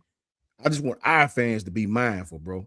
Because when you see these kids in the portal, you really don't know if the kid got in there or the kid was made to be in there to make room for whatever reason, the off the field issue, whatever the problem is. Please, man, please don't just assume and beat these kids up in your comments and your little Twitter fingers and all that when you really don't have a clue. You don't have a clue, bro, of the stuff that's going on in Alabama right now. How many times, I'm saying? How many times I have said this before I even knew about some stuff that we know about. It's a fact. But I was like, man, don't beat up on these kids, man. These folks be looking at this stuff, man. And they sure don't even know half of the stuff that be going on behind closed doors. Man, it's like, man, just wish them well. Because it ain't like they can just come out and just say, oh, this is the reason why I had put my name in the transfer portal. It's pretty much up in the air, and you got to decide what it is. That's a fact. So, man, that was like, man, don't beat these kids up, man, especially because they just like, I'm telling you right now, I know a lot of these kids that jump in this portal and then they see how their fans react right after that. I know they feel like they made the right decision, how these people be talking crazy about them. Don't believe in, look how Auburn did Cam Coleman, Deuce Knight, and all that, talking about we took care of them. What you mean you took care of me? I'm about to say I did what I was supposed to do for you guys. I was a model citizen. I went to class. I did this on the field. I'm sorry it just ain't work out. I just want to go somewhere where I can live up to my potential. And I know I'm great, especially with the wide receiver. I'm not a wide receiver. The quarterback play that I have had over these years. And now you bring in a new coach that I wasn't recruited by. I don't want to play for. I probably don't like his scheme. And I don't have that much time here to just wait. So, man, that's why I said, hey, watch what you say, because a lot of these kids, and not even the fans, I would say this to people that do what we're doing. Watch what you say, because I'm telling you, you're going to be in the faces of these kids one day, especially if you're doing this and you're trying to go as far as I want to go in it and these guys want to go. You're going to have to be in these kids' face one day, and they're going to be like, oh, man, I don't want to talk to you. Oh, man, that guy talk reckless about you when you don't do what he wants you to do. Oh, he's this, he's that, he's fake, and all that. But, hey, what do I know? Indiana just picked up 3 more kids as we were just having this conversation. And Indiana got their receiver from Michigan State, 6'2", 200 pounds, that caught 100 balls. Shout out to John, man. I see John in the chat. Nick Marsh just committed to Indiana. And these kids aren't expensive. These kids don't want not millions. Expensive at all. They didn't, according to their fan base, they didn't pay. They didn't pay a lot of money for these kids. So I don't want to keep hearing the excuse that Indiana's just spent, because their NIL budget's below ours. They're not spending a lot of money to pick up these kids. But you know what they've been doing? They've been evaluating these kids for years. They've been evaluating these kids. They have a separate scouting department that focuses solely on the individuals that are playing college today. That's why they can go to the FCS. That's why they can go to Incarnate. That's why they can go to Central Arkansas and they can go to these FCS and lower Division I programs and get these kids. They've been focusing on it. They had a different recruiting philosophy than we do, and we have not figured out how to utilize that. Otherwise, we would be in the conversation. There is no way, damn in hell, that after all these transfers, we're talking to 6 kids. All of them, ironically enough, are from either from the Big Ten or the AC Conference, which means that we're probably gonna have to spend a lot more money because these are 4- and 5-star kids that we're trying to get back in this program that already are productive. So the way that we're going about this is the wrong way. We should be going after the smaller school kids. We should be going after the proven productive kids that are all conference players, but we're not.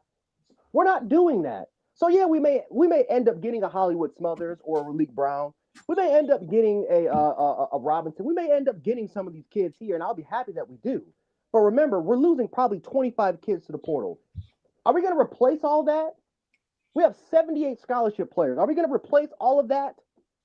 We'll find out and see. But the way Indiana is doing that entire the way that Indiana is doing this is the correct way. The way that Oregon is doing this is the correct way. The way that Colorado is doing this is the correct way. Getting Cam Perry and the Scordato kid, who's an All-American, 1,300 yards receiving. We talk about what we need in terms of natural separation, guys that have the vertical stem, guys that can do it all. Well, Scordato was that kid from San Jose State. He was a first-team All-American. Yeah. You're telling me Colorado paid $1 million to bring him into there? No. We are approaching this the wrong way, and that is the problem. We don't know how to utilize the portal. It's okay to say it. We're using this like it's high school recruiting. It's not. It's not how they utilizing the portal, gents. Is that they only want to get the shiny fucking 4 and 5 stars. Yeah. Yes, yep. It's all about the shiny 4 or 5-star kids, and they only recruiting West Coast guys, man. Pay a damn attention. They ain't looking for nobody who's not a West Coast kid. If you recruited here, you 6'4" or taller, and you want to play defense or offense around here. They ain't only guy out here outside of damn Lolly Brooks that they done brought in. Who was short was Lottie. Everybody else is tall. They're not bringing in no short people. They have a type, and their type is only what they want. They're not taking a chance on a 2-star. I'm gonna tell you that shit right now. They ain't taking no chance on no 2 They ain't stars, waste no no 3 scholarship. stars. Yeah. No, they ain't taking no chance on. But the problem is with 2 and 3 stars, you get a 4-star guy that's already developed most of the time until they peak. 5-star already hit their peak. Once you get to college, it's nowhere to go. Yeah. You get that 3-star, he still hadn't reached his peak yet. They still growing. So by the time they hit their 3rd year, they 5 stars and damn 5 stars and now 2 or 3 stars. It's very seldom you find 25-star kids to come out of college. It's 32 5-stars a year, sometimes 33. It's very, very seldom that all 33 of those kids are hits. I don't think it ever happened that all 33 of those 5-star have been hits. It's more 2 stars, 3-star guys that become the hit than the 4 and 5-star kids. The lower tier kids come in and work harder. 5-star kid come in and ask you how much damn money you're gonna give him. That 2-star kid, he just happy for a damn scholarship. And then you say you're gonna pay him on top, it's icing on the damn cake. Mm-hmm. Them 5-star kid wanna know, hey man, you gonna give me $5 million? I ain't getting $5 million, I ain't coming. That's what the game is about now. Yeah. Shit, I want to be a damn 5-star. Shit, I can walk in there and put a damn $3 million demand on myself, knowing that my talent already peaked when I was in the damn 9th grade. Right? I'm in 9th grade, I done peaked the fuck out. So by the time I get to college and I think up the joint, you still gotta pay me my salary. And if you don't pay my salary, I jump in transfer pool and somebody will give me some more money on my potential. I've been to college 6 damn years and I finally started to realize that shit, I was a 2-star. That's why when you start seeing these damn NFL drafts, you be going out here looking at the big names. NFL don't draft big names. NFL draft production. So what you see on damn film is what I want to damn recruit. I want to recruit motherfucker that producing on the field, on film. Screw my French, Vince Brisky. I want to see what's on the damn film. I don't want to see your ass in a 7-on-7 camp. All that 7-on-7 camp tell me how high you jump, how fast you are. When you put them shoulder pads on, can you take a hit? Can you read a block? Can you block some damn body? Are you willing to go across the middle of the damn field in front of the linebacker and take a hit? That's a question I want to know. Can you beat man coverage? Do you know how to read off man? Do you know how to read zone? Do you know how to set somebody right? Hell, do you know how to set a damn tackle up for a spin move? Do you know how to overpower? Do you know about ripping? Do you know anything about the spilling? All you know about is damn size and power. I get in the weight room, I can pump 255 or 922 times. That don't mean shit to me. You tell me, damn, what the fuck you good at? And I'll tell you what you ain't. I can look at your film. You can tell me, well, I got 32 sacks. I can tell you, damn, 15 you probably missed. You could have had down 50. Like I can. That's how I look at film, man. I don't look at film like, oh man, let's do him phenomenal. I'm looking at, oh shit, did he make that cutback? Damn, he saw that lane right there. He was setting that block up, and he made that cutback. That's what I'm looking at. So a lot of people talking about we don't have a talent on our roster. Oh, we got plenty of talent on our roster. Yeah. It's a talent on our roster that our staff don't fucking want. Let's just be honest. It's plenty of talent. Our staff don't want that talent. Our staff want their own talent. And these sons going wouldn't die. They're gonna go out here and they're gonna damn recruit what they're gonna recruit, and they willing to live with it or die with it. I guess it's down like brisket, they're gonna barbecue their ass or they're gonna meal do. But at some point, you running away talent and you're not going in the damn portal getting the right talent. You're going in the portal trying to get the shiny talent. I understand you want to make room for Cam Coleman. Shit, the whole damn National Football League waiting on Cam Coleman. Now, NFL teams waiting on Cam Coleman right now because they know what type of phenomenal he is. Mm-hmm. That kid you go at, but some of the other kids, like you targeting the kid for NC State. Okay, he's a burner. You're not gonna get a damn Jameer Gibbs. Yeah, you got burners on your damn roster. Why don't you just recruit the guys you got on your roster? You got that same kid coming to NC State. You know you got high production. I give you the high production, but you still got that kid at AK Deer. That's a Kevin Riley, same battle style. You just get on the damn ball, hell, same damn production he would have had, right? But you're gonna bring you looking to bring this guy in that you ain't gonna damn running.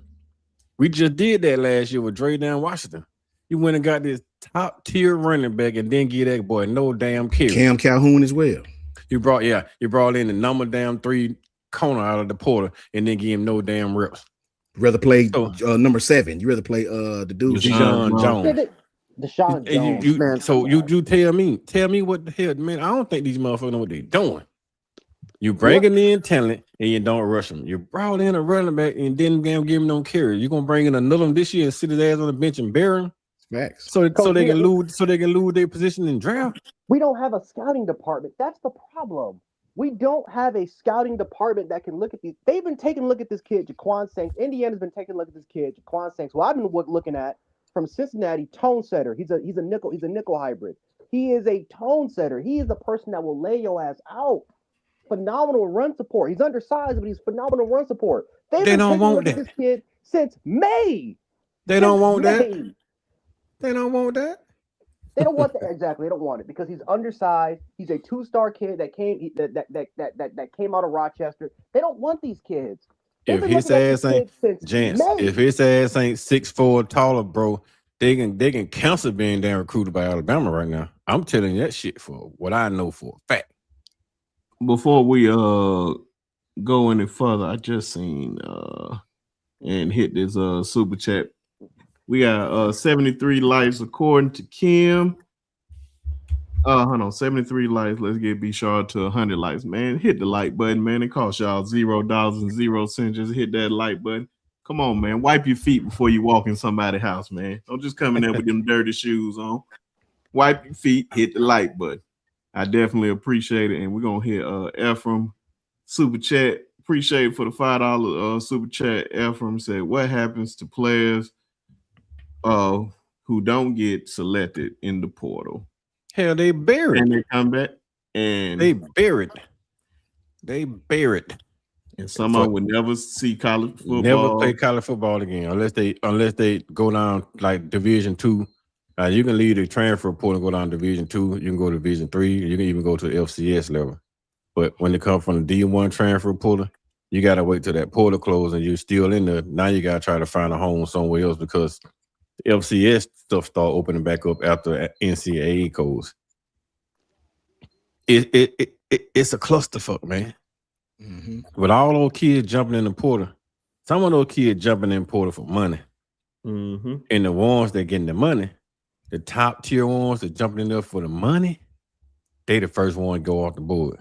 And then the ones that in there for the position or for the love of the game, just wanted their opportunity, or ones that were kicked into the portal, sometimes they get lost in the shuffle, dog.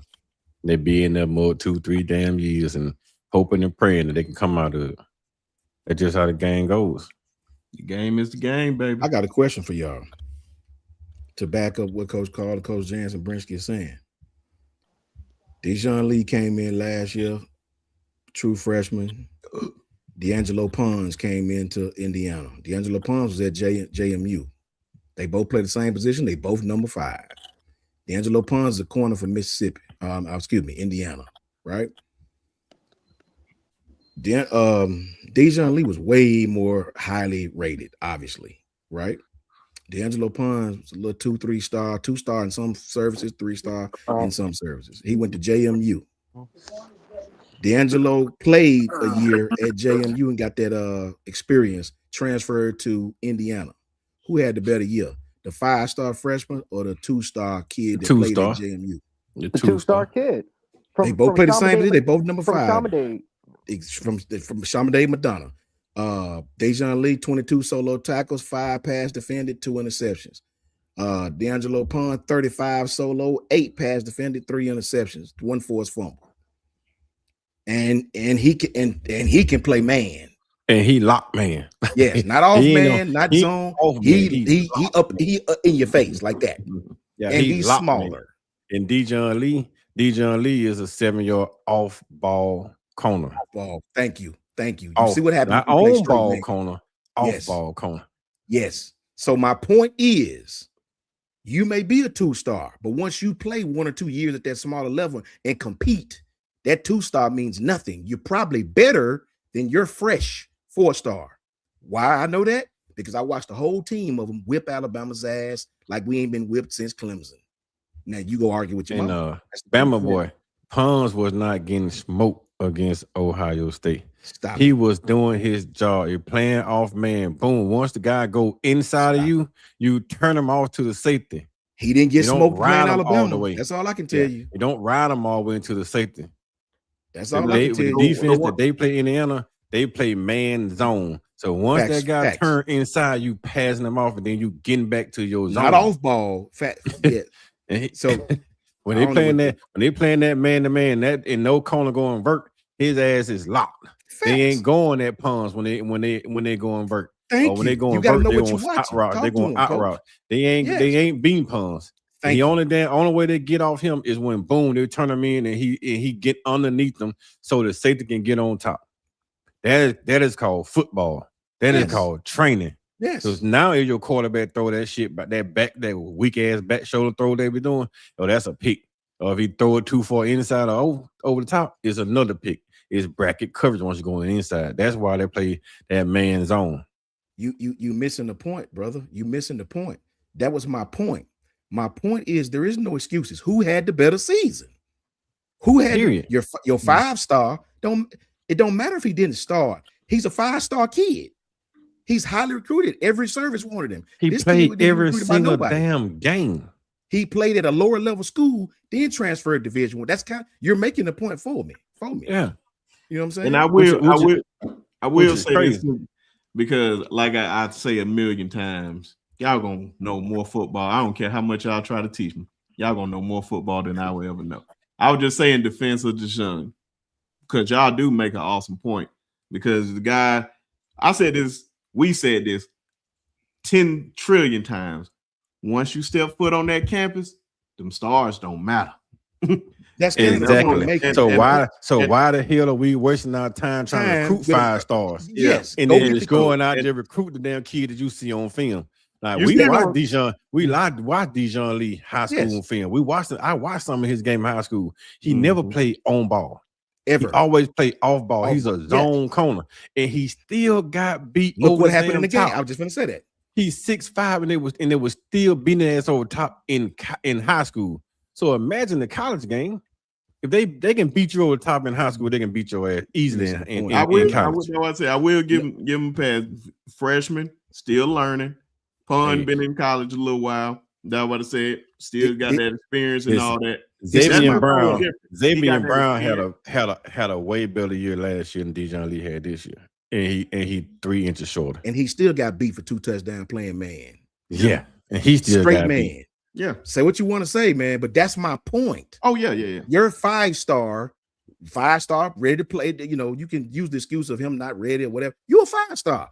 This kid here ain't getting recruited by nobody. He had one Division I offer, and he transferred there. Kirk Cincinnati, he went with his coach, and he's a better corner right now. If you're gonna play man, I'm much rather have a kid from Indiana. You talking about he's a young guy. If you're a 5-star, you're a 5-star. You walk your ass in the game ready to play.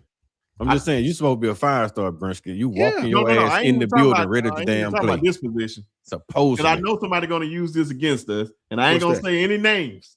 I'm not going to say any name, but y'all know what I'm talking about when I say wide receiver. Because they show somebody one stats, and they're going to say they're better than this guy, which is straight up asinine. They're going to use this argument. That's why I say 9 times out of 10, you start thinking about position.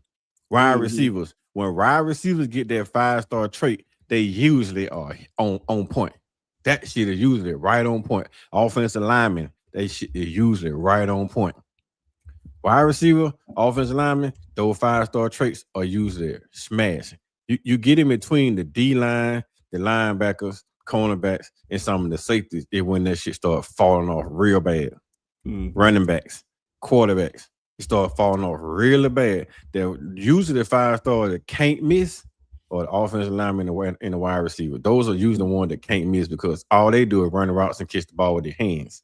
Right? They know how to set you up at the top of the route and get open. They're usually fast and twitchy. 5-star guys use their hand. Offensive linemen, they know how to bend, use their footwork, use their body. Everything else, you can miss badly when it comes down to 5-stars. I'm telling you right now, man, I would take a 1-star defensive tackle over a 5-star defensive tackle because I know that damn 1-star will give me 190%, and that 5-star quit on your ass because he get paid to do this shit. Yeah. Go ahead. Go ahead. No, you good, Chris. You good? Go ahead. No, only thing I was gonna say, man, just speaking on all this, because man, everything y'all saying is so on point. And I feel like a lot of people don't like to have these conversations. I'm glad Jant's the one that started off that really set that tone right there, which has to get people out of this old mindset, which we have said, like, bro, this old type of thinking with this old type of thinking of recruiting. Like, you got to get out of that, man. It's a new day and age in recruiting. But the only thing I will ask you guys, and I know you probably got something to say too, Coach Shawn. It looked like something got you over there boiling. Bro, before you answer it, I want you to say whatever you want to say, but this is the question right behind it. Like, if it's anybody in the portal, you want Alabama to just go get just any player, what is that player? But go ahead and say what you got to say first. I'm not familiar with most of them, just the ones that Jans has showed me, but we need D linemen. We need I can give you the names. Yeah, Jans know him by name, right? You know what I'm saying? But quickly, then I'm gonna let Jans tell you. I would like to ask Next King, do you know the difference in off-man, man, zone? Do you know the difference in matching? Because what you just said is the most ridiculous thing I've ever heard in my entire life. You know what I'm saying? Depending on the scheme. Tackles don't. What are you talking about? Because you have more tackles. That means you got what? What we talking about? Pee-wee football? No, bro. No. I need a corner that can play man, that allow my people up front to rush the passer freely. Rush the passer. Right? We can't do that at Alabama because we get beat deep down the field. That kid in Indiana can do that, clearly. Ask Isaiah Horton. You know what I'm saying? Ask him talking about? Ask him what stand in phase, because like they like to play a lot of off man, right? They probably know what stand in phase is, right? So he asking the question, talking about tackling. A lot of time when corners get tackled, that's because the guys up front ain't doing their damn job. Doing their job. Thank you. That's what that shit. The plays get past the line of scrimmage and get past the linebacker when the corner's making a lot of tackles. Tell them why. And if they got to do a lot of tackling in the secondary on pass play, it's still line of scrimmage not doing their damn job. If I'm a press man corner, that means I'm gonna take away your I'm taking away one receiver. Thank you. The only way to damn beat me, his ass gonna have to hand fight me, push me, or goddamn I have to slip. Brinsky. Or get beat on a double move. That's how you beat press man corners. They are locked to your fucking hips. They ain't locked to your face, your eyes. They locked to your hip. They lock on your hip. Their eyes are on your hips, and they play through your hand. That's a fact. As soon as they see your head turn, their head get back around, and they ready to play defend the ball or pick this shit up. Lock corners, man corners. You look at the rare weavers of the world. Like we had lock corner. Drake Kirkpatrick. Yeah. Was a lock. We had D. Miller. D. Milner. Yeah. Like we I had want Brinsky to read Next King's last comment, and that's the exact same thing what Brinsky was just saying. These fans look at these numbers and they think that means something. I know a fan. Brinsky showed me 2 receivers, Cam Coburn and some other receiver. They don't even understand, Coach Carr, that the receiver they showed me didn't even play the. He played the off receiver. The off receiver is gonna always. I get this. This is a perfect example. Always have better yardage. Thank you. Better stats. I'm a Steelers fan, right? Do you remember we had Antonio Brown and Juju Smith? Juju Smith always had great seasons. 1,000 yards. Soon as Antonio Brown left and you become and he had to come to man, that number went down. Now he's getting jammed. Now all of a sudden you're going against corners. They're jamming you on the line of scrimmage. Thank you. Not you getting better corner. Now you going against the best corner on this team. Thank you. You number one. Now you get the lockdown corner. Your ass ain't free no more. What happened with Juju Smith? What happened to Juju Smith? His ass got gone, didn't it? Got gone. You can't play the X. You can't play the top corner. He had to leave and go play with somebody else, and he became a third wheel. Thank you. Numbers don't mean nothing, bro. That'll fool you, right? If you got to know what you're watching, right? That kid can play man. He can play zone. The kid at Indiana, he can do it all. They let him play the best receiver. He played both sides of the field. Mm-hmm. Do you understand the difference? Do you know what I'm saying? We talking football, right? We have 2 great corners in Dejon and Xavier, right? I don't want to see neither one of them in press man. At all. And the crazy part about Coach Shawn, they brought in the money to play press man and put the damn boy in zone. In zone. And he ain't a damn zone corner. Same thing he was doing at USC.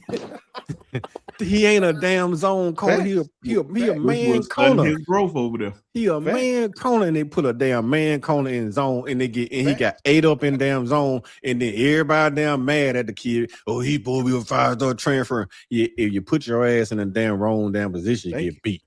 Now we got off ball covers, right? Corners. Then we put our off ball corners in there, man to man, Indiana tear our ass apart. What is beloved Sandstorm talking about? I would have dominated SPH if I played back in the day. What you mean? Man, somebody in there just talking noise. Your name is Beloved Sandstorm, and you got a damn cartoon as your profile pic. If you don't get your goofy ass, I ain't quit talking to me, boy. You clearly are goofy. Look at your profile. I always can tell by profile pics. You 12, 13? It's okay. It's all love. You dominated me. You're right. You probably can't tell me. Dominated who? You probably can't tell me the difference in backpedaling and scooching. You probably can't tell me. Stop talking to me. Stop talking to me. Hey, Coach Shawn, you're telling you playing cover 2, you fire off. Right, exactly. And compared to playing cover 3 when you're 7, right? You cover 2, you're 5 to 7. Cover 3, you're 7 to 10. You tell him that he'll walk down and take 5 steps and think he's 5 yards all right. Exactly.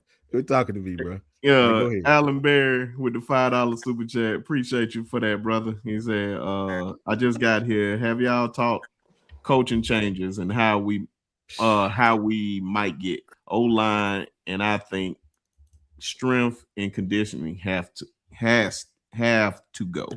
And I really believe that. I believe, I believe we're gonna get a new O-line coach. I think if anything we get new, definitely gonna be. Don't lie, Brinsky. Don't lie to these folks. I really believe. No, this is nothing. I'm just. When you get done, let me ask all y'all a question. I don't even want to be on this answer. Let me start. Can I ask this question when you get done, Brinsky? Oh yeah, go ahead. I just believe we're going to get a new O-line. I don't know about strength and conditioning. That's where I'm going. They're going after a kid, Brock Riker from Texas. I mean, they are looking at some small schools. They're looking at the kid from Brock Riker from Texas State, who's a center. Yeah. Who I mean, he's very similar. To Everybody Parker want that Belfort. kid. Yeah, I seen Very that. similar to Parker Belfort. But you know Yeah. what? You know what's funny? Since we need a tackle, and Brent and Brensky, Coach Shawn, Coach Carl, you may appreciate what I'm about to say. I want the kid Tyquez Richardson from Alabama A&M. Yeah, Yeah. yeah, he can ball. Hey, Now, Quez can ball, buddy. Trust me. I want Trust him. me. That's a better fit Yeah. for what we need.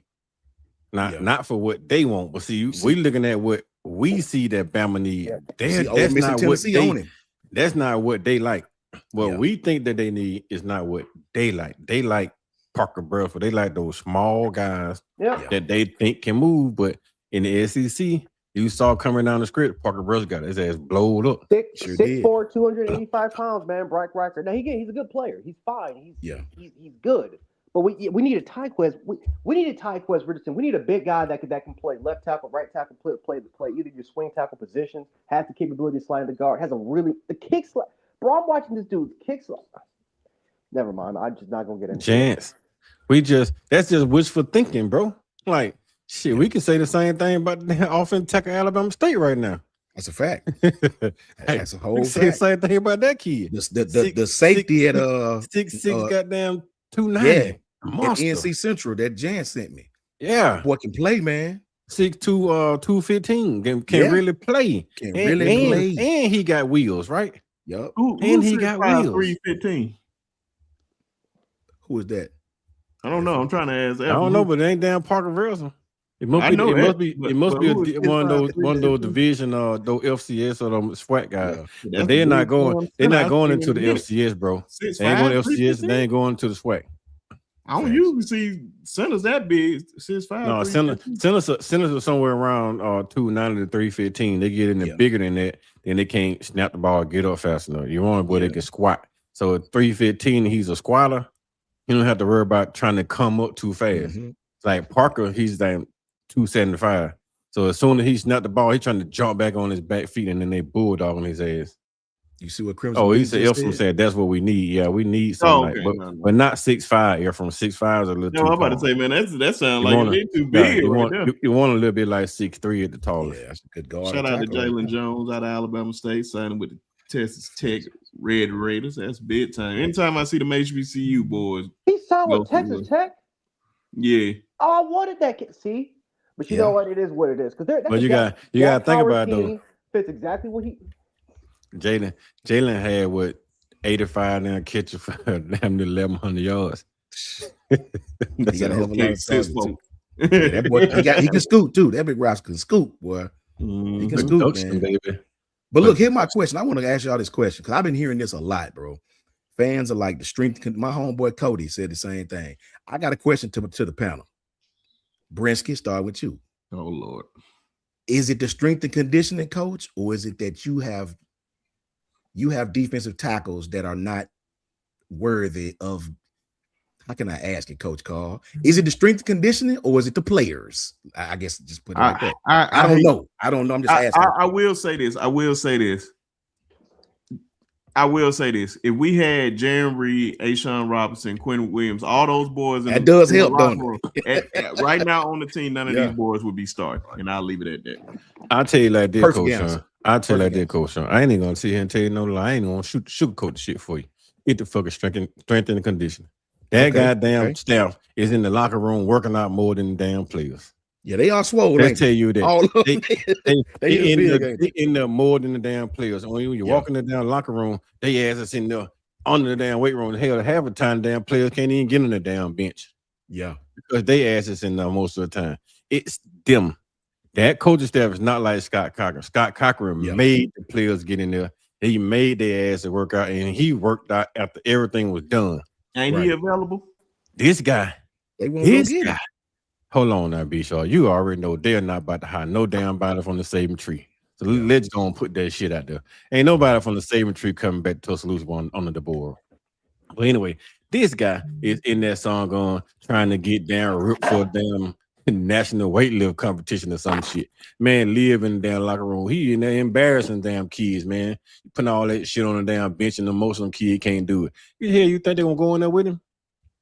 Ain't many trying to go in there with a man and they're trying to bench press 1,000 and embarrassing the fuck out of you. Like you trying to push them to the limit. You go in there, you find out what they do well, and then you work on it. You capitalize on everything that they damn do well, and then you build their strength up. You give them motivation to get in there. They do that shit all season long, and then when the season starts, you gotta scale it back to 225, and everybody cusses 225 all season long, so you don't burn your muscles out and tear your muscles up. That is the problem. They ain't pushing the guys. They ain't properly training the guys, and they ain't properly conditioning these guys. That's why during the season, they may not even be working out much during the season, because when the season started, a lot of time they was physical as fuck. But as the season went on, you start seeing how damn weak these guys look. They look pathetic against Indiana. Is that player? That ain't player, dog. Because we got to do our part in making these guys go in the locker room. We got to do our part in pushing these guys to the limit. These players are not going. Most of them not motivated to go in there by their damn self. You got to push them in there. When they get in there, you got to ride them when they're in there. You just can't let them walk in there, throw a little things on the back, and just leave the fuck out of there. You got to ride them. And if I'm on the weight bench out there pushing down 600 myself, I'm a ride down Coach Shawn when I'm trying to push 600. I'm trying to keep my 600 down going on, and I need to push Coach Shawn to get 250. Yeah, I can't do it. You see Trevor Panilla's comment? That I had my doubts about that stuff in the beginning too. You know, I thought I was just being too old school. But it's a lot. It's a lot down the science, man. You have to build certain things at certain time of the day too. You gotta have this type. You gotta have this type of damn treatment going on at this time of the day. So you just can't go in there and do a whole lot of things. Everything is constructed by the way your body moves. That's why. But Alabama has that. Like they put on their full weight gear, and they tell you what day and what time to work out certain muscles. It's all gauged, and they has all this stuff.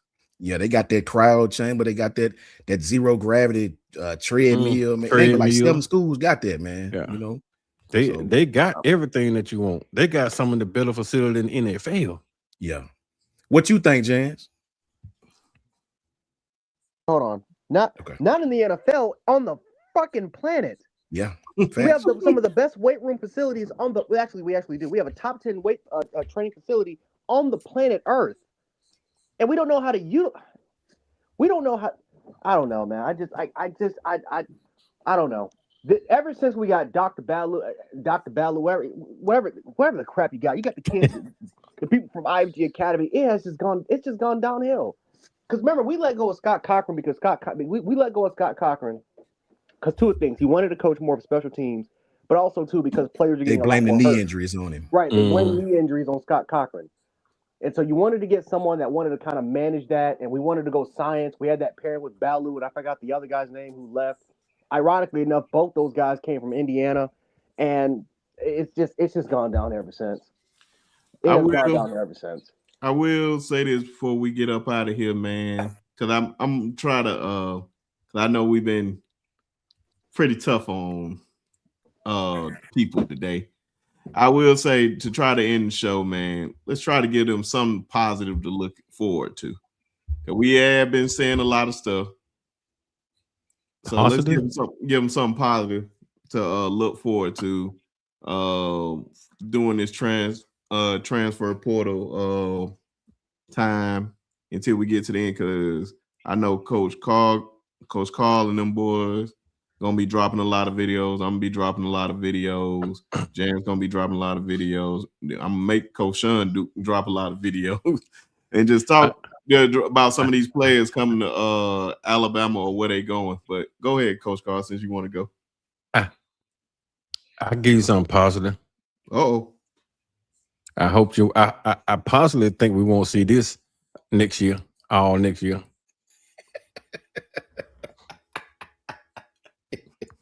That's a positive for me. Hey, we won't see that all next year. You know what I'm saying? And I tell you something positive, man. Honestly, at the end of the day, no matter how bad it gets in Tuscaloosa, we always gonna be rolling with the tide. And God is good. No matter what you think, no matter how bad it get, you always look to the hill which comes your help. Put God first, and everything you do after that will always prosper. Now you were talking about looking forward. That's something to look forward to. Looking forward to getting a better connection with your Lord and Savior Jesus Christ. Look forward to communication. Look forward to continuity. Look forward to fellowshipping with one another because we all we got. So once we get outside the landscape of each other, everything could go sour. So we need each other. We gotta love each other as a whole, not as an individual, man. We just gotta love each other. We gotta keep loving each other, keep respecting each other, and keep going forward together. Because once we start getting the road by ourselves, man, you can't do nothing in the world by yourself anyway. So you get in the world by yourself, trying to do something by yourself, you might as well just go ahead and call it quits and let it be. But for Alabama football wise, it's raining right now. The sun gonna shine. And when the sun shines, we just gonna have to pack the stadium and damn enjoy what we see because right now, man, we just looking forward to better days. So hopefully they get in the kids that they want, they train the kids they want, they get the kids playing the way they want them to play, and the team be successful. That's a positive. That's my positive. But with that being said, man, I'm gonna just say roll down tide, F them trees, the hell with LSU, damn Tennessee, Texas too now, horns down, and go OU. Facts. For me, Appreciate you, brother. yeah, I'm. Go ahead, Jim. oh, go ahead, Jim. My fault. Oh yeah, shout out your channel, Coach Carl. My fault. Yeah. Where they can find you? Man, you No, find they me just on the did block that. sometimes. You can find me on the block sport talk. I'm gonna drop a few videos over here and there, but most of the time now, you can find me on the Bama Standard, man. Me and John doing a lot of stuff with the Bama Standard, trying to bring more awareness to recruits. So just trying to get more recruits' name out there. So we do a lot of stuff with the Bama Standard. Other news coming soon, but we're not gonna talk about that right now. But yeah, we about to do a big thing with the Bama Standard. So Oh yeah, Jan's my brother. Well, I guess a positive. Well, a positive is we're going after more West Coast kids. So we're going after the philosophy of this coaching regime is that we're continuously going after West Coast kids. I mean, we got Raleek Brown coming in to visit. Um, shout out to Robinson. Shout out to Robinson. I know he kind of came in and he came and visited today. We actually had a couple kids visit today. I think him and Smothers visited today. So hopefully that went well. So that's some positive right there.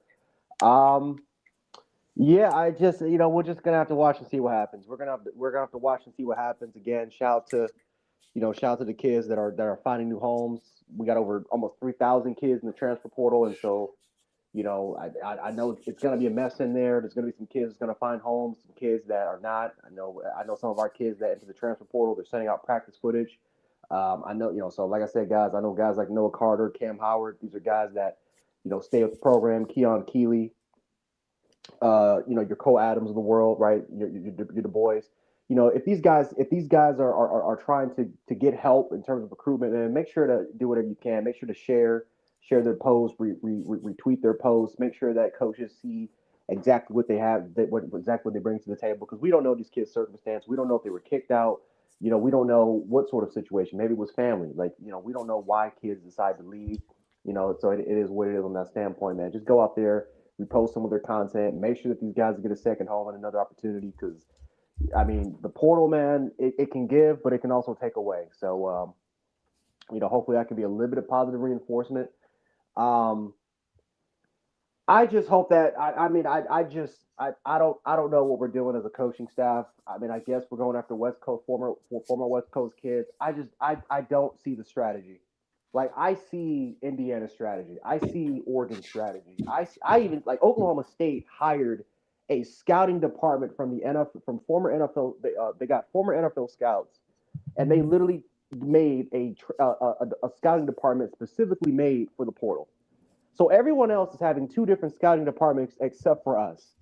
I don't know what we're doing. This is on Courtney Morgan, because he is the general manager. We gave him a lot of leeway, but I'm also going to blame Greg Burns, because Greg Burns can also step in here and also give us leeway for that as well. You did it with Alabama basketball, but you won't do it for our football program. It just makes absolutely no sense.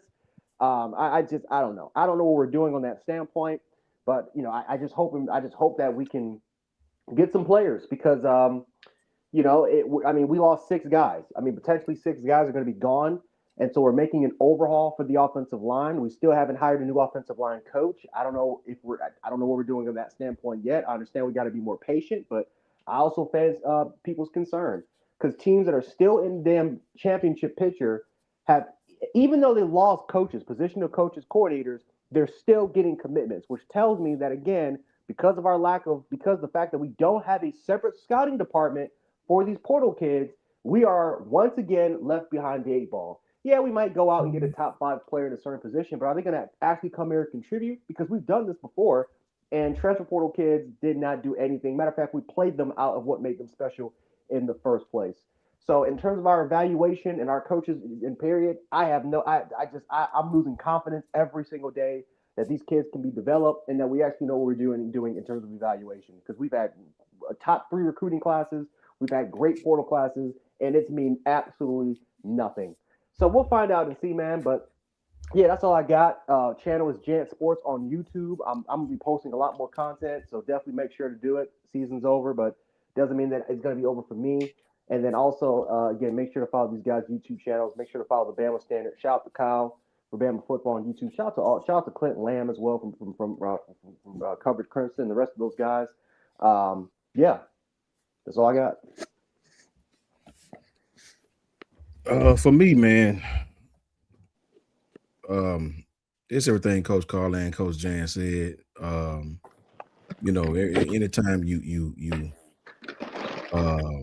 Anytime you still breathing, bro, it ain't as bad as it seems, right? We all know the positive things that's going on, but for me, bro,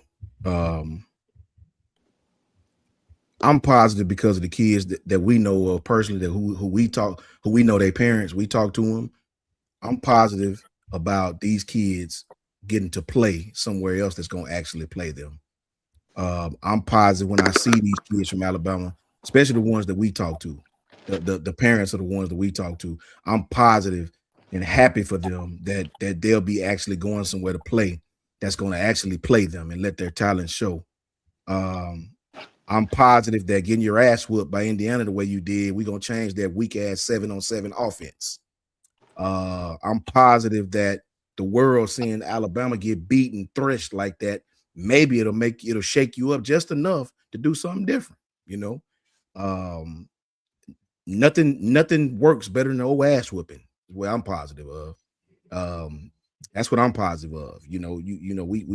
We keep talking about we the standard and all this, we the standard, we Bama and all this, and you out there and got your ass whipped in front of 22 million people, whipped in the worst way. So I'm positive that ass whooping hopefully will show you that we can't play 7-on-7. If to those know what 7-on-7 is on Saturdays, right? You actually have a running back that you got to use. So I'm positive with EJ Crowell coming, maybe, just maybe, we'll actually learn how to run the damn football again. I'm positive that, hopefully we'll have 1,000-yard rusher. Hadn't had one since B-Rob was here, right? Hadn't had a 1,000-yard receiver since Jameson. That's wishful thinking, Coach. Yeah, it is. It is. Wishful thinking. You're right. It is, right? I'm trying to be positive. You know what I'm saying, Jan? So I'm positive that this ass whooping will hopefully change a few things and show you that you ain't good as you think you are. You know what I'm saying? You're not good as you think you are. That's just the straight up truth. I'm also positive that, that these kids whose hearts are broken, who got told to get in the portal, that they'll go somewhere and ball and God will be with them and show Alabama that sometimes coaches got egos too and make the wrong decision. You know what I'm saying? We'll expand on that a little later. You know what I'm saying? So I'm positive about all of that. I'm positive that this coaching staff will take a little bit more of an old school approach, considering that every damn team left in the playoffs, whether you're talking about Cristobal, Golding, Landing, or Signetti, all came from the Bama at some point in time in their coaching career, and it took a Bama team to beat another Bama team and put Georgia out, coaching staff wise anyway, coaching particulars anyway. So I'm hoping that, I'm positive that all these L's that we're taking will make you change some of the stuff you're doing, thinking, trying, and make you realize that this it's only an uphill battle if you don't change what you're doing, right? The definition of insanity is doing the same thing expecting a different result. So that's what I'm positive about, that an ass whooping would change all this. And we definitely got that in front of the whole world. So you can definitely find me at JMHO Sports Talk on Twitter and YouTube. Ooh. Hey, the insanity part is a hope. and that's a hell of a plan, Coach Carl. Hey, man. Hey, we're gonna see how everything happened, man. And we're gonna just see, man. I'm just positive that we can make some things happen, man. I'm a very patient person. I believe I still trust this coaching staff. I have questions, a lot of them, more than I want to, but hopefully we can go out there and get the job done. If you want to do it your way, like old Blue Eyes said, you did it your way. Hopefully your way works, because if your way don't work, you're gonna be on I-95 or 85 or which one, whatever one you want to be on. Lead out. That's our 20 up. That's our 20 up that way, but you trust Ryan Groves. Gotcha. Oh my God. But I'm gonna get this one. Shout out to Nick. So you trust Ryan Groves? Hey man, if that's where we're going with, that's what we're going with. That's all I can't control it. I'm just a guy on YouTube. But shout out to Nick for being a member for 4 months, man. I got to sneeze and I cannot sneeze to save my life.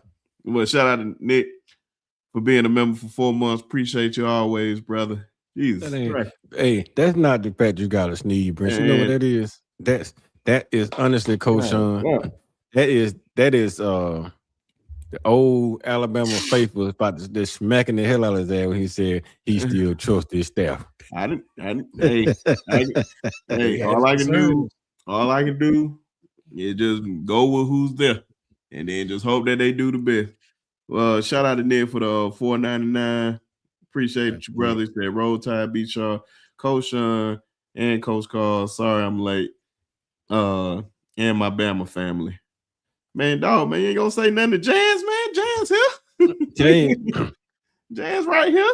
That Mr. Rant himself, the king of rants, gents. Appreciate you, Goof, for becoming a member. Everybody want to become a member is in the description. Appreciate everybody. Try to get some of these giveaways for the beginning of the year, man. Everybody definitely send a prayer out to Tez and his family. Some stuff that I know, just they need it. Just send a prayer out there to his family.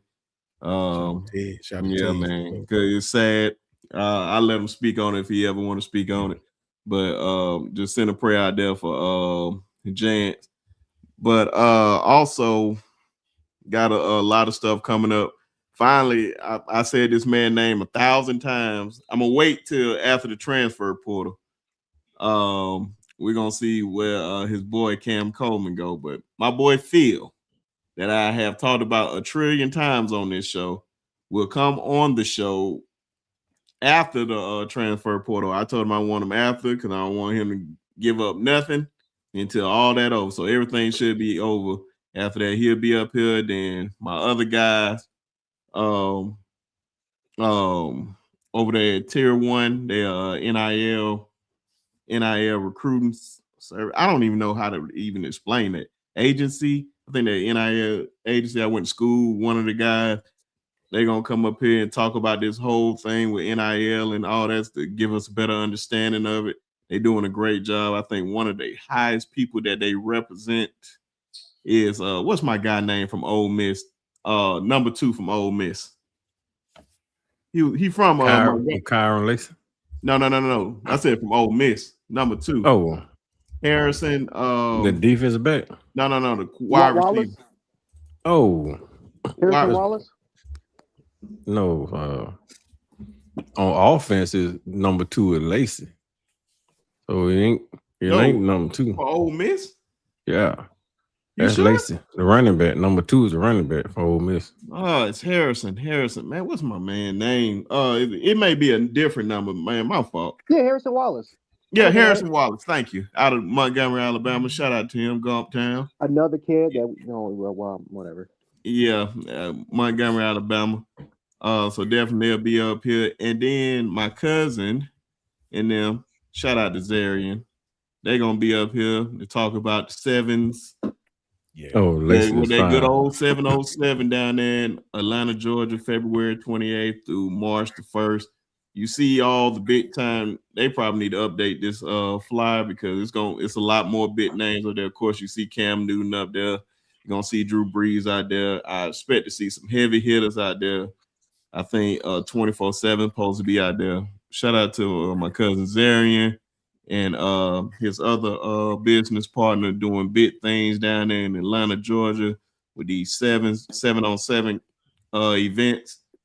I can't wait to talk to him about it, man. Like I said, I'm just gonna keep on promoting, and I will be out there meeting a lot of people during this time. So definitely can't wait for that. So expect those 3 people down the line to come up here, but I expect Phil to come up here first. But appreciate everybody. Make sure you hit that like and subscribe button. Definitely appreciate. And he said Lacey is 5, not 2. Yeah, my bad. Yeah. But yeah, we're gonna be there too. So Yeah. Oh and, yeah, man. So you get and we got think it's about 12 or 13 other former Alabama players gonna show up. So only thing it is, man, just 7-on-7. Yeah, that's all. It's for the wide receivers, man. It's basically the wide receiver camp. Yeah, I did 7-7 for several years, man. That's where my heart is at, because it's gonna be fun, man. I'm telling you. Yeah, I'm telling you, bro. It's gonna be fun, man. Zarian, definitely shout out to Zarian. Can't wait for him to come up here. I know he's excited. Unfortunately, he's an Auburn fan and an Auburn graduate, but I still love him. We all make mistakes in life, but no, it's all good, man. Shout out to him. Shout out to everybody that tune in to the channel. Still got a lot more cooking up, man. Can't wait for y'all to see what go down, and we'll catch y'all on the next one. I don't know when the next one gonna be. We'll probably do something before these games on Thursday, but I'll let y'all know, and we'll catch y'all on the next one. Thank you for everything, and roll damn tide. Roll Tide.